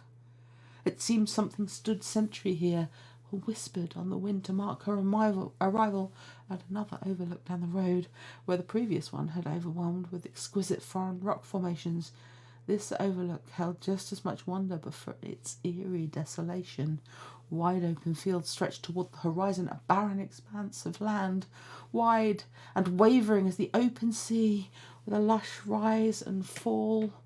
In the distance, black dots moved, herds of bison grazing in languid movement, and a soft smile crept across Sansa's lips. She sat at the edge of the overlook with her purse next to her. It didn't occur to her until now to take a picture. But what for? It had only be a semblance of the real thing that was beyond description. It wasn't just the views that held ominous wonder here, but the sense of being amongst something other. A picture couldn't capture that. Sansa didn't know why she sat here or why she'd suddenly stopped caring about time, not even as the sun sunk deeper toward the west, somewhere behind the thick cloud that had rolled in. They cast everything in grey and seemed to muffle the sounds. The birds stopped chirping, the wind stopped rustling through the grass and leaves. Silent, everything went disturbingly silent. So much that Sansa turned around when she swore she felt something join her. The walkway was empty, and it occurred to her that she was out here alone. She hadn't seen another car. The coach bus full of retirees had disappeared somewhere, perhaps moving at a faster pace, or having gone in a different direction entirely. You should leave. The thought invaded. It wasn't her own, and startled Sansa to the extent that she sprung from the bench, scooped up her purse, and hurried down the walkway back toward her car. Whatever it was, it crept closer, and even in the sanctuary of her vehicle she felt it chasing along as she zipped down the road. Why didn't it occur to her to just turn around and leave the park? She couldn't say. Lost in the tangle of her thoughts, she continued on, despite the dread piling up, compelled by something outside herself that she couldn't put a name to. Around a sharp turn, Sansa slowed her speed, drew a deep breath to calm herself. Her palms were slick with sweat. She noticed now, and her knuckles flushed white as she gripped the steering wheel. Up ahead, she spotted another vehicle. Like being submerged in warm water, the bone-chilling terror eased from her body, and she let out a shaky sigh. "You're being silly." She laughed at herself and approached a station wagon pulled up on the other lots of another overlook. A family of four stood outside their vehicle looking every bit the tourists, with fanny packs and visors. A woman and her daughter gazed out towards a smattering of small moulded rock formations, but turned around as Sansa's car slowly approached. A man and his son stood in front of the hood of their station wagon. By mistake, or perhaps design, they matched one another in khaki shorts and socks pulled up to their knees. It seemed odd to her. The weather was crisp and cool, decidedly autumnal. She didn't catch the plates on their car to see where they were from, perhaps a colder climate. In unison, the family turned to her car and waved, all staring with undivided attention as she passed. With polite gesture in normal circumstances, it sat jagged at Sansa's core, unsettling and bizarre. Something bid her to ease her foot down on the pedal and hurry past them. By the time her eyes flickered in the rearview mirror, the curvature of the road had swallowed up the family and overtook where they had been. Trying to be out of the park by sunset. Having lost track of time, twilight was already upon her, and Sansa flicked on her headlights as she came upon a crossroads. She stopped and reasoned through it with a map in her lap. She could turn around and head towards the visitor centre, or take the crossroad that bisected the park that would put her on the highway back home. She could only have to backtrack 20 miles. She could easily make up the time. The path seemed clear. Sansa put on her blinker, though no one was behind her, and turned right at the crossroad heading north. She released a nervous breath and resumed the playlist that'd carry her home. As the sun sank on the driver's side window, fresh night rose on the other side of the car, darker with a smattering of clouds up above. She pressed the accelerator and raced along the road that was far more desolate than she'd anticipated. Only grassy fields, empty and dark, followed along. She passed no other cars, no homesteads, nothing. Only a ranger station at least 10 miles back that looked empty. Sansa felt like she was the last soul on earth, and that observation filled her with dread as night closed in. The music cut out. Sansa steadied one hand on the wheel, but fussed with her phone with the other. The signal was gone. "That's great," she groaned, and tossed her useless phone in the passenger seat where it bounced and hit the floorboard. She glanced at her odometer. Her hands trembled, and she consoled herself knowing that she'd driven 30 miles on this road already. The highway would be in sight any minute now. 10 minutes passed. The road stretched on one long, flat expanse, never ending, it seemed, and entirely featureless. Another 10 minutes, nothing. Just the same deserted stretch. Sansa picked up speed. She barreled down the road, almost pitch black. Now nothing but her headlights to lead the way. She blazed past shadows on the black horizon. Trees, or bison, ghouls, or beasts. She didn't know what, and she didn't care to find out. She kept her eyes steady ahead, waiting for highway signs to appear. Anything. Something. Nothing came. Just more road, endless, and delivering her into dead night. Her mouth went dry, and a chill ripped through her. She hit the brakes, pulled onto the side of the road where the car screeched to a halt. Just think it's going to be fine. Her frantic thoughts did little to ease the way her hands quivered as she threw the car into park and felt around the floorboard for her phone when she found it. SanSan swiped at the screen and pulled up the map. Surely they'd work regardless of the signal. They had to. The screen was grey and tried desperately to find her location. The signal was dead. Nothing. She had no way of telling where she was now or how far from the highway. I can keep going, SanSan reasoned out loud, because something shifted outside her window and she was too afraid to look. It's just the wind. A tree. An animal. She closed her eyes. She opened them. Again, whatever it was had moved on. I can turn around. Maybe I just passed it without knowing. That was impossible. The road ended at the highway with just a campground beyond. SanSan put the car in reverse and turned around. At the very least, the road she'd been on was a known quantity. She didn't know what was up ahead on this devilish road. It seemed to taunt her, to beckon with something diabolical, preying on her desperation to get home. She turned away from it and sped back in the direction she'd come. Faster and faster she went. The engine roared with steady pressure on the gas pedal. She held up her phone, waiting for the signal to come back. Anything, something other than the horrendous darkness she'd been plunged into. Twilight didn't seem to exist here. Just an abyss. She'd meant to put on her high beams when a preternatural warning came that she was being followed. Whatever it was, it closed in, and she averted her eyes only momentarily to switch on her lights. Her eyes drifted back to the road and a car hurtling toward a coyote standing in her path. It didn't move or bound out of the way. It stood, staring at her with unnatural knowledge and purpose. SanSan's scream was swallowed up by the sound of her tyres squealing. The brakes locked, and the car spun.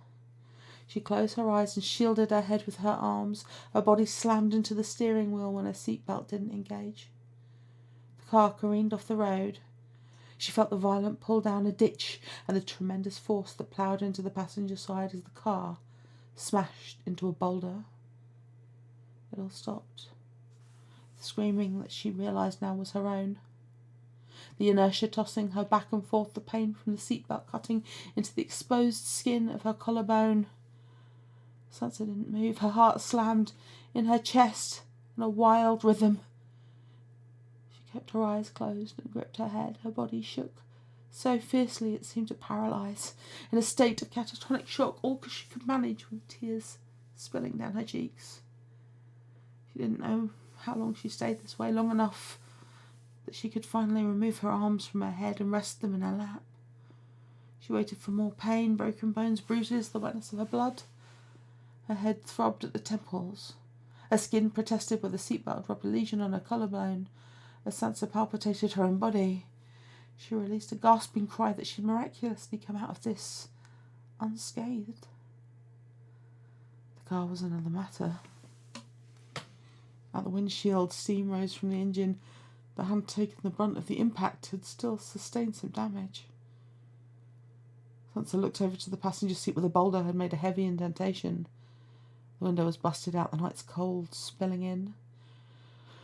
Reality set in now, and agitation replaced fear. She grabbed her phone and killed the engine that was apparently dead anyway. Carefully, she eased open the door and stepped outside. In the delirium and the terror of the accident, SanSan swore she had barreled down a deep ditch. But the road merely dipped toward the shoulder. The boulder wasn't as large as she expected, the dent in her car not as catastrophic. She half laughed that crystallised on a white puff of cold air. She lifted her eyes to the black sky. Starless and moonless, no light to be found.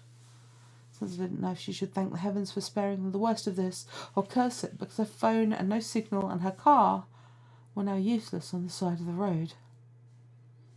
She enumerated her options. The list was short and only one appealed. Sleep in her car till daylight, walk to the ranger station, and hope along the way she could flag down a passing motorist. SanSan turned to her car, but stopped as the wind extinguished with sudden abruptness. As if someone had snuffed out a flame, everything fell silent. Much like earlier, the crickets stopped singing. The trees no longer rustled. With the dead quiet came the oppressive sense of being watched again. The hair on the back of her neck stood on end. SanSan spun around, her eyes strained in the darkness. With no light, she could only make out shadowy silhouettes against the black. She clutched the phone to her chest, useless though it was. A pressure rose around her, like invisible walls slowly creeping in. Sansa sprinted back to her car and tugged at the door handle, but it wouldn't budge. Locked. The door was locked. She fumbled with her keys in her hand until something drew nearer, closing the distance from behind. Sansa turned around with her back pressed against the car, her trembling hands gripping her phone. She held up the lit screen. The coyote was out here somewhere, probably injured, but it had seemed more spectral than real. Sansa didn't know what possibility terrified her most, a wild beast or some apparition hunting her in the dark. And then she heard it again, gravel shifting somewhere in the pitch black. It cracked beneath the weight of something. Then again, louder and closer, syncopated to the frenzied rhythm of her heart slamming in her chest. She squeezed her eyes shut. Let this be a dream. Let this be a dream. Please. Sansa opened her eyes. A shadow approached, hazy at the edges, but coming into sight. A rider, mounted on a horse that was far too rigged to be real. It was real enough, though, that the hooves clocked along on the cracked earth, and a phantom light emerged. It lit up the rider in a ghoulish emerald hue. She tried to scream, but the sound wouldn't come out. Her throat seized all up, and all she could do was look on in abject terror as the rider neared, one agonizing step in front of the other, with a sinister smile playing on his lips. Half his face was a burned ruin, just like in the painting that was an abysmal approximation, because his presence consumed with wicked ruthlessness. The horse looked more beast than animal, and so too did the man atop it. In the painting his eyes shone, but now appeared dead, with a pale unnatural grey like quicksilver. Long strands of tar-black hair lifted on a breeze that didn't exist. She couldn't look away, as if possessed under his control. Her eyes remained fixed on his lips parted as he drew a breath. But his face remained a gruesome sight, not for his burns, but for the ungodly horror he instilled in her. Sansa slumped against the car, desperate to wake from this nightmare. She squeezed her eyes shut, and only now realised that her cheeks were wet with petrified tears. The horse stopped at its approach, and Sansa flinched when she heard the rider dismount. His boots cracked against the ground. She choked a dry sob, her arms wrapped tight around her middle as she felt submerged in ice water. He stopped, and Sansa heard the rattle of his spurs when he did. It echoed all around her with an impossible, deafening volume. He laughed. And that too resonated on the wind that picked up with a violent gust. Her eyes cracked open, and Sansa couldn't say what bid her look. Madness, perhaps sheer and utter insanity. Slowly she lifted her eyes to him. He stood only a few feet from her, and that emerald light had moved with him. Taller than any man she'd ever seen, he towered over her and peered from beneath the brim of his black cowboy hat. Strong. He looked stronger too, a massive and formidable beast she had no chance of fighting off. He stepped forward again, and his spur hit the hard earth with a metallic clank. And once again, and once more, the distance closed and the space between them grew frigid. Sansa drew a tracted breath and squeezed her eyes shut once more. He approached, close enough she could hear him breathe. With one more step, Sansa now stood toe to toe with the Badlands rider. Ah! How good is that? Seriously. Scroll back for the link in the comments, because there are 2 more chapters of this. It's so good, isn't it? It will blow your mind. So go read the other 2 chapters, because otherwise that story's going to stay in your head all night, because you only got the first chapter. Ha ha ha ha ha ha. thank you, Supernova Dragon Cat, for letting us read that incredible story on the stream tonight. That was so much fun. I apologise. I do not think I did the Midwestern accents much justice. I gave it a go. But there was lots of good stretching in that. I really, really enjoyed that. That's the sort of challenge I really enjoy. So I think this is the point that we will say goodbye to Aviander, because the very last story on here is called Three of Hearts, and it's a Breylo story. Sorry, love. So I figure I'm not going to close us out with a ghost story. I'm going to close us out with some Breylo. Yeah, it is a SoulMate story. It is a SoulMate story. It's a really clever one, actually. It's really funny. It's not funny. It's clever, and it's a really interesting one. And it's kink friendly, and it's a fascinating story. It's New Hope for Breylo, who has written some incredible stuff. The way New Hope for Breylo writes they can wrap you up in a narrative. So I was over the moon when this came up on the rec sheet. It is an absolutely incredible story. But I just want to make sure that my staunch supporter and like press person and things is not here, because this is exactly there's a hefty tag list here. I'll go through the tag list. Breylo Freeform, Dr. Ben Solo, Dr. Kylo Ren, SoulMate Identifying Marks, Alternate Universe SoulMates, Light BDSM, Angst with Happy Ending. No. I mean, there's nothing really in the first chapter, which is what I'm going to read. But I know that it's not your... no, there's no... It's not... I think the closest... There's a certain amount of DP, but that's like toward the end of the story, we're not going to get to read to. It is exceptional, and you should read it if it doesn't hit your squicks. But no, there's no... If you haven't read this one, Green Umbrella, I'll be surprised, because it is stonkingly good. But yeah, it's a slow burn. There's lots of kink in here. There's wax play, pansexual Kylo Ren, pansexual Ben Solo. Who am I kidding? Ray is pan too, because I said so. It's implied reference child abuse. It's background stuff. It's not. Oh, you're in for a treat.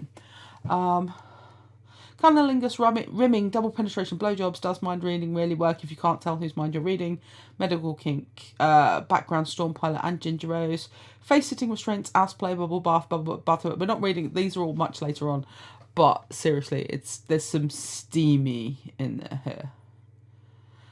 This is kind of the opposite to Benlo. This is they are very much, she is the hinge in a V. It's hot. It's a very, very sexy fig. So, Aviander, are you safe, my love? Because the last thing I want to do here is hurt you ever. Or hurt anyone, really. I think there is a spit roast. It really is a really good story. There's actually not a lot of spice in chapter 1. So, how about we do chapter 1? Well, I think there's some individual spice. I think there's some kink spice in chapter 1. And I will not be offended if anybody needs to tag out. Let me know what you want to do.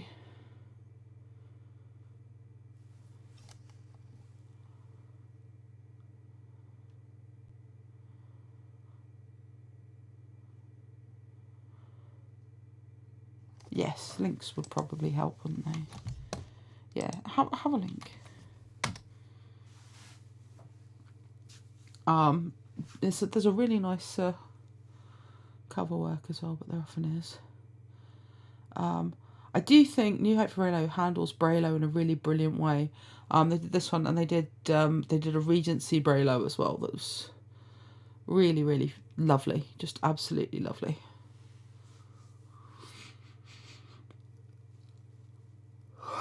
Don't have very long left. So I want to get through some of this first chapter, just because, like, seriously, I want you to go and read the story because it's so good.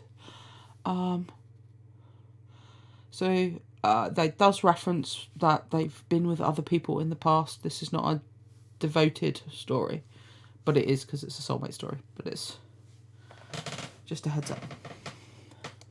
So if you don't mind me asking, how did you and your wife meet?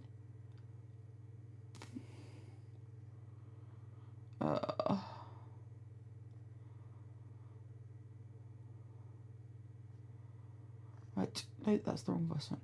So, if you don't mind me asking, how did you and your wife meet? Ben looks up from his dessert. It's his own dessert since it's a first date, and sharing a dessert seems a little intimate.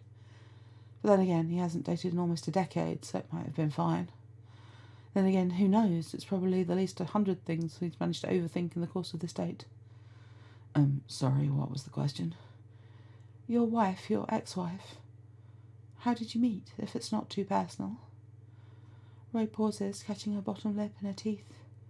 Ben smiles. The question might have seemed too personal coming from another woman, but there's something about this particular woman that makes him want to tell her things.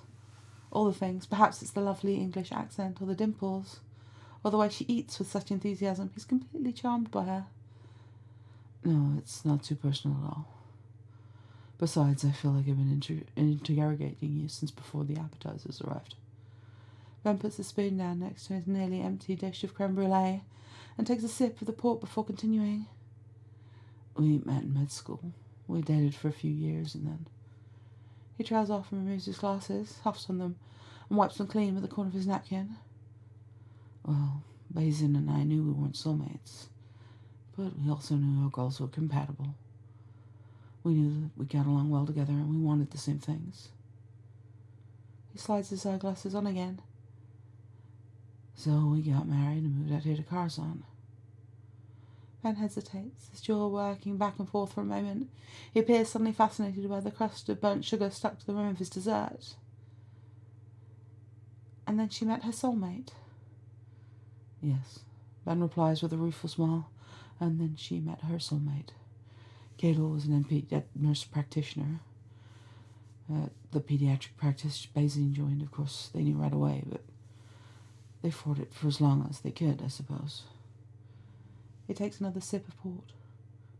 We're still close friends, I mean. How could we not be? Basin tried everything she could to stay with me to make the marriage work. And she's so much happier now than I could have ever made her. Well, I don't know if anyone could be as understanding as you are, Ben, but I think it's lovely that you've remained friends. Ben gives her a self-depreciating shrug and continues. It's been over a year since the divorce. I think Army was tired of spending his Saturday nights with me, hence he gestures vaguely with an enormous hand. Matchmaking? Ray laughs, soft and low, and her dimples appear again. Yes, I believe he and Rose have been planning this for some time. Seems they'd rather spend their Saturdays with one another than with us. I'm trying very hard not to take it personally. Ben leans forward. Speaking of Saturdays. Yes? Ray responds with a tilt of her head, hope plumes warm and quiet in her chest. I know we aren't. He pauses, looks down, his brows furrow adorably. And just like that, the hope is gone again. It's all right, Ben. Whatever it is you want to say. Ray pauses, presses her lips together. She has a pretty good idea what it is already. I assure you, it's all right. I really do enjoy your company, much more than I enjoy Hux's, come to think of it. Ray places her napkin on the table and leans back in her chair, a ghost of a smile playing on her lovely lips. Why do I sense there's a but? Ben returns a smile. You are as brilliant as you are beautiful, Miss Kenobi. But I've sworn never to make the same mistake I did with Basin. Ray gives him a small but understanding nod. She knows where this is going, and Ben is far too nice to prolong the inevitable. You're waiting for your soulmate this time, and I'm not it. We'd know by now, wouldn't we? Ben nods more eagerly than Ray might have preferred. She swallows her disappointment, washing it down with the last of her dessert wine, and smiles again as she puts down her glass. I understand, I truly do, and I appreciate your honesty. Ray runs her fingers through her hair and they brush against the soul mark on the back of her neck. If they were soulmates, it'd be warm to the touch, hot, even as the colour sparks, changing subtly in the presence of its match. Or so she's been led to believe. Men would have a corresponding mark. He wears his heart long on the side, it's true, but she has a feeling there's no matching soul mark to cover. For a moment she allows herself to wonder where his mark is located, and judging by the way his shirt strains across his sculpted chest, testing the limits of his buttons, she imagines what fun she could have had looking for it. Ray doesn't blame Ben, but after 25 years alone, Ray has stopped looking for the soulmate she no longer believes in. After all, her own parents are a case study in how badly things can go for so-called soulmates. No. She thinks sadly it's all nonsense. The stuff of fiction made up to sell sappy greeting cards and soulmate branded merchandise. And she has far more reliable methods where she can find companionship. Still, this man is ridiculously hot with his 2 large features and his adorable sense of humour. She allowed herself to hope that there might be more here. If Ben was not the one, he could at least be something more than a one-off. But she's gotten it wrong. Apparently he won't even be that. She waves to the server and reaches for her handbag. Ray, I'm sorry. No. Please. You have absolutely nothing to apologise for. I'm sure if I were in your place, I wouldn't want to waste any more precious time. You should be out there looking for your soulmate. Well, yes, no. Ben groans, softly raking his hand through his hair. I'm botching this so badly. He draws a breath and continues. I would like to keep seeing you, Ray. I just want to be honest about my intentions.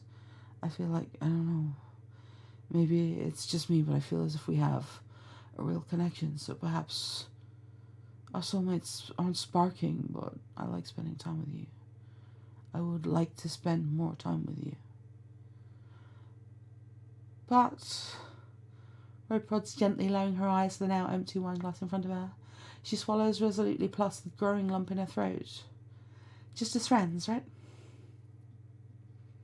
Ben lets out a sigh of relief, oblivious to the note of regret in her voice. Yes, if that's all right with you. Of course, I wouldn't want to hinder your own search for your soulmate. No, of course not. Ray looks up just in time to see the server approach with their check. Before he has a chance to set it down, she gestures for it and takes out her card. Ray, please, at least let me split it with you. Nonsense, she replies breezily, in an effort to cover her shock at the size of the bill. In a single meal, she's burned through her entire dining out budget for the month. She's got several nights of ramen in her future, but she also has her pride. She slips her card inside the folio and hands it back to the server with the confidence she doesn't feel. Since we're friends, this is my treat. You can get the check next time. If you're sure. Ben smiles uncertainly. Ray returns a smile. Absolutely sure. She's absolutely sure of only one thing in this moment. She'll not be hearing from Ben Solo again. Carlo stands at the railing at the upper end of the club, surveying the small crowd milling out about below. It's rather early and people are still arriving, ordering drinks, settling in, taking the measure of one another. There's no organised scene scheduled tonight, but he'd seen Kira's name on the reservation list when he checked in. He's hoping she'll agree to take the stage with him for an impromptu scene, just as she has in the past. He smiles and the supple leather mask pulls just a little tighter across his cheekbones. He knows he shouldn't play favourites here at First Order Club. Nevertheless, Kira has become a favourite, and he believes the feeling's mutual. He remembers how she hung back last time, politely refusing other partners waiting, until he finally caught her eye. Looking back, it's surprising that they've only played a handful of scenes together, perhaps no more than 5 times. They've established a strong connection right away, quickly gained a level of trust critical to successfully fulfilling a scene. Kira has proven to be a truly generous and gifted sub, effortlessly communicating her needs and wants, instinctually responding to his demands. Carlo shifts slightly, starting to note that his high-waist leather trousers are straining against his arousal. Evidently the mere thought of Kira is enough to bring him to attention.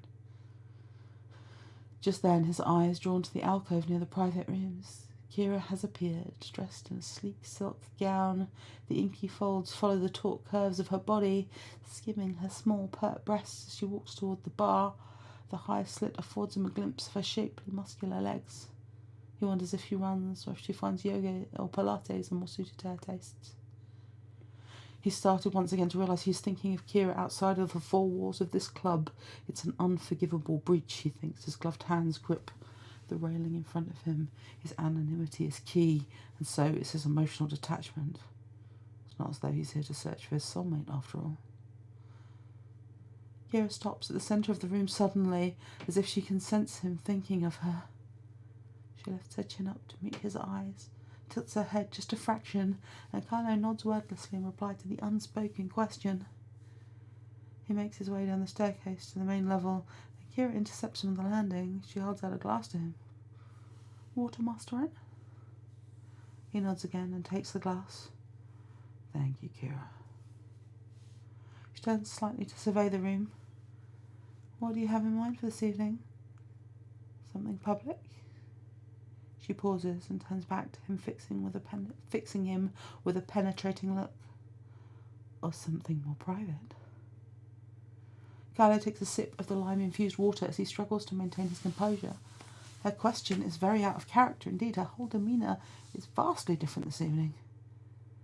He wonders for a moment if she's being deliberately truculent so he'll spank her, but he knows that's a hard limit for her. Whips, yes. Cat o' nines and crops, definitely. Bare hands, no. It honestly never occurred to him that Kira might wish to have him to herself for the evening, rather than joining him on the dais for a public scene as she has before. He's always assumed the performance elemental to her enjoyment. Intrigued, he decides to call her bluff and see where it leads. "A private room this evening, I think." She nods her assent and follows obediently behind him, toward the black hallway. He notes a few crestfallen glances from club members as they make their way to private rooms rather than the raised stage. There is a curious, irrational surge of pride in his chest, knowing that he and Kira have disappointed them. All of the rooms are immaculate, luxuriously appointed, and softly lit by candles and dim wall sconces. Most of them are unoccupied this early in the evening.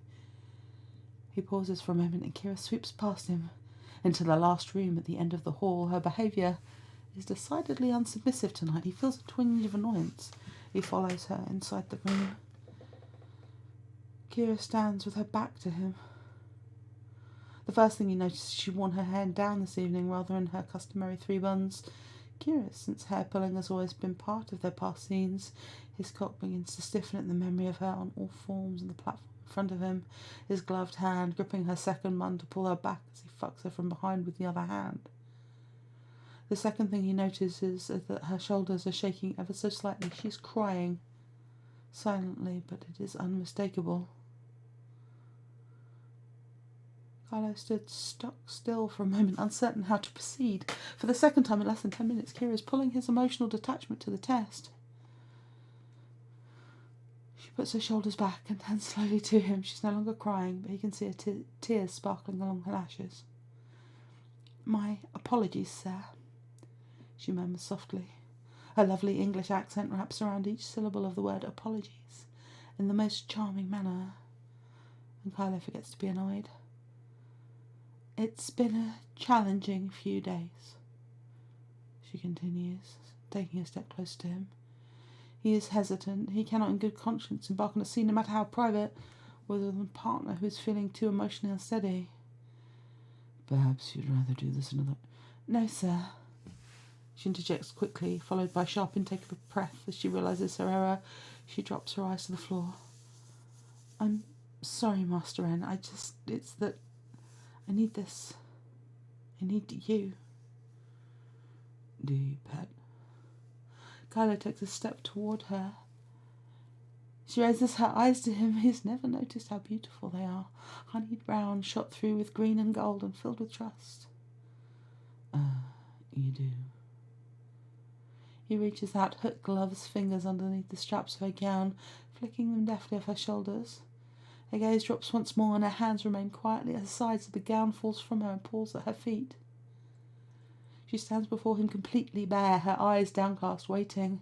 He hums appreciatively at her lack of undergarments. and his eyes are drawn to her nipples. She has rouged them, he thinks, although it's difficult to be certain in the dim light that warrants closer inspection. He draws his hands slowly across the stiff peaks before pinching them so hard that his leather gloves creak faintly. She moans softly, and her back arches, involuntarily pressing her breasts into his hands, but her own hands remain obediently at her side. He snatches his hands away suddenly, and Kira whimpers at the loss of contact.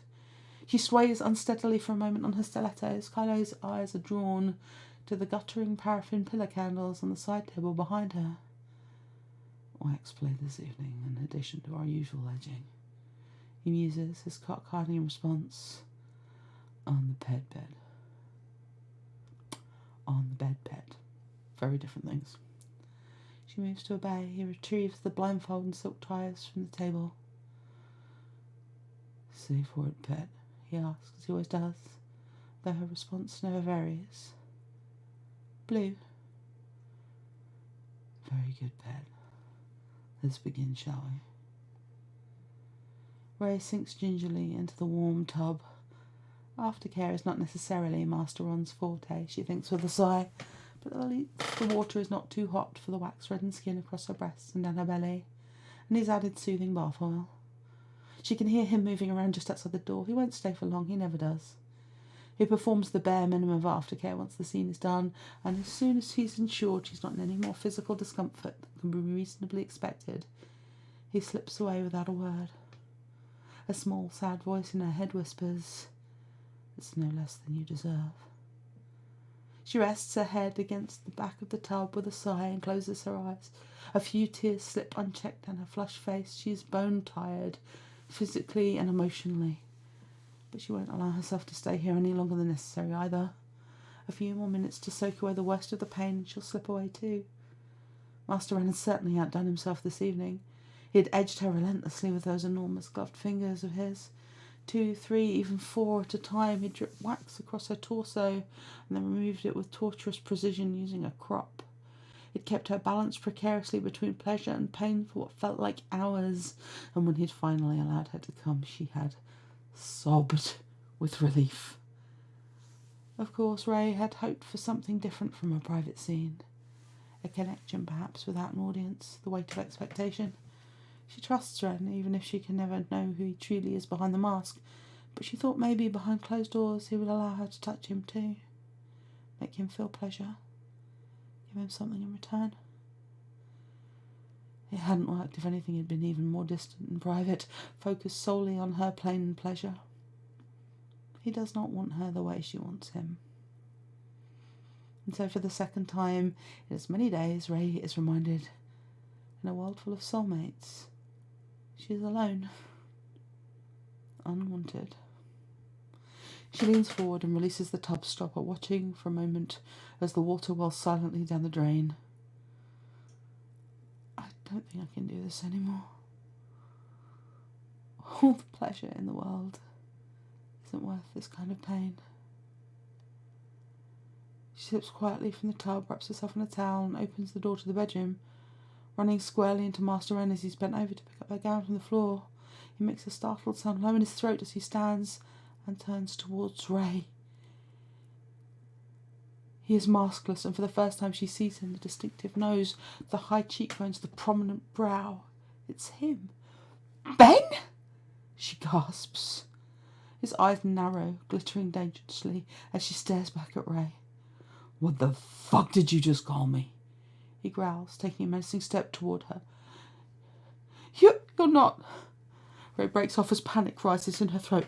"You're not Ben! Please, God, tell me you're not Ben!" Master Wren barks out a laugh, and the sound it makes her insides clench with fear. "No, Kira, I'm not Ben." He takes a step closer, and then another, until he's looming over her. "And if you tell anyone you've seen my face, I promise you will wish I was Ben." He holds out her gown with a dismissive sneer on his face. Ray takes it and then stumbles back a few steps as the tears blind her. For the first time, she is terrified of this man. She turns and dashes back to the bathroom. Shutting and locking the door behind her, she leans her head against it for a few moments, willing her breathing to slow down. She can hear her heart pounding in her ears, and she feels as if it's going to burst through her chest. She listens to a faint rustling sounds in the bedroom, followed by the slam of the outer door, and finally silence. It's not until Ray is dressed and ready to go when the realization hits her. Master Wren never asked her who Ben was. He already knew.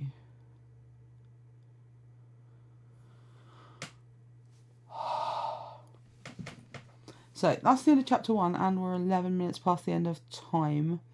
So I'm not going to read you chapter 2, but I hope you can see where it's going, because it's such a good story. So yeah, go and read for Spice.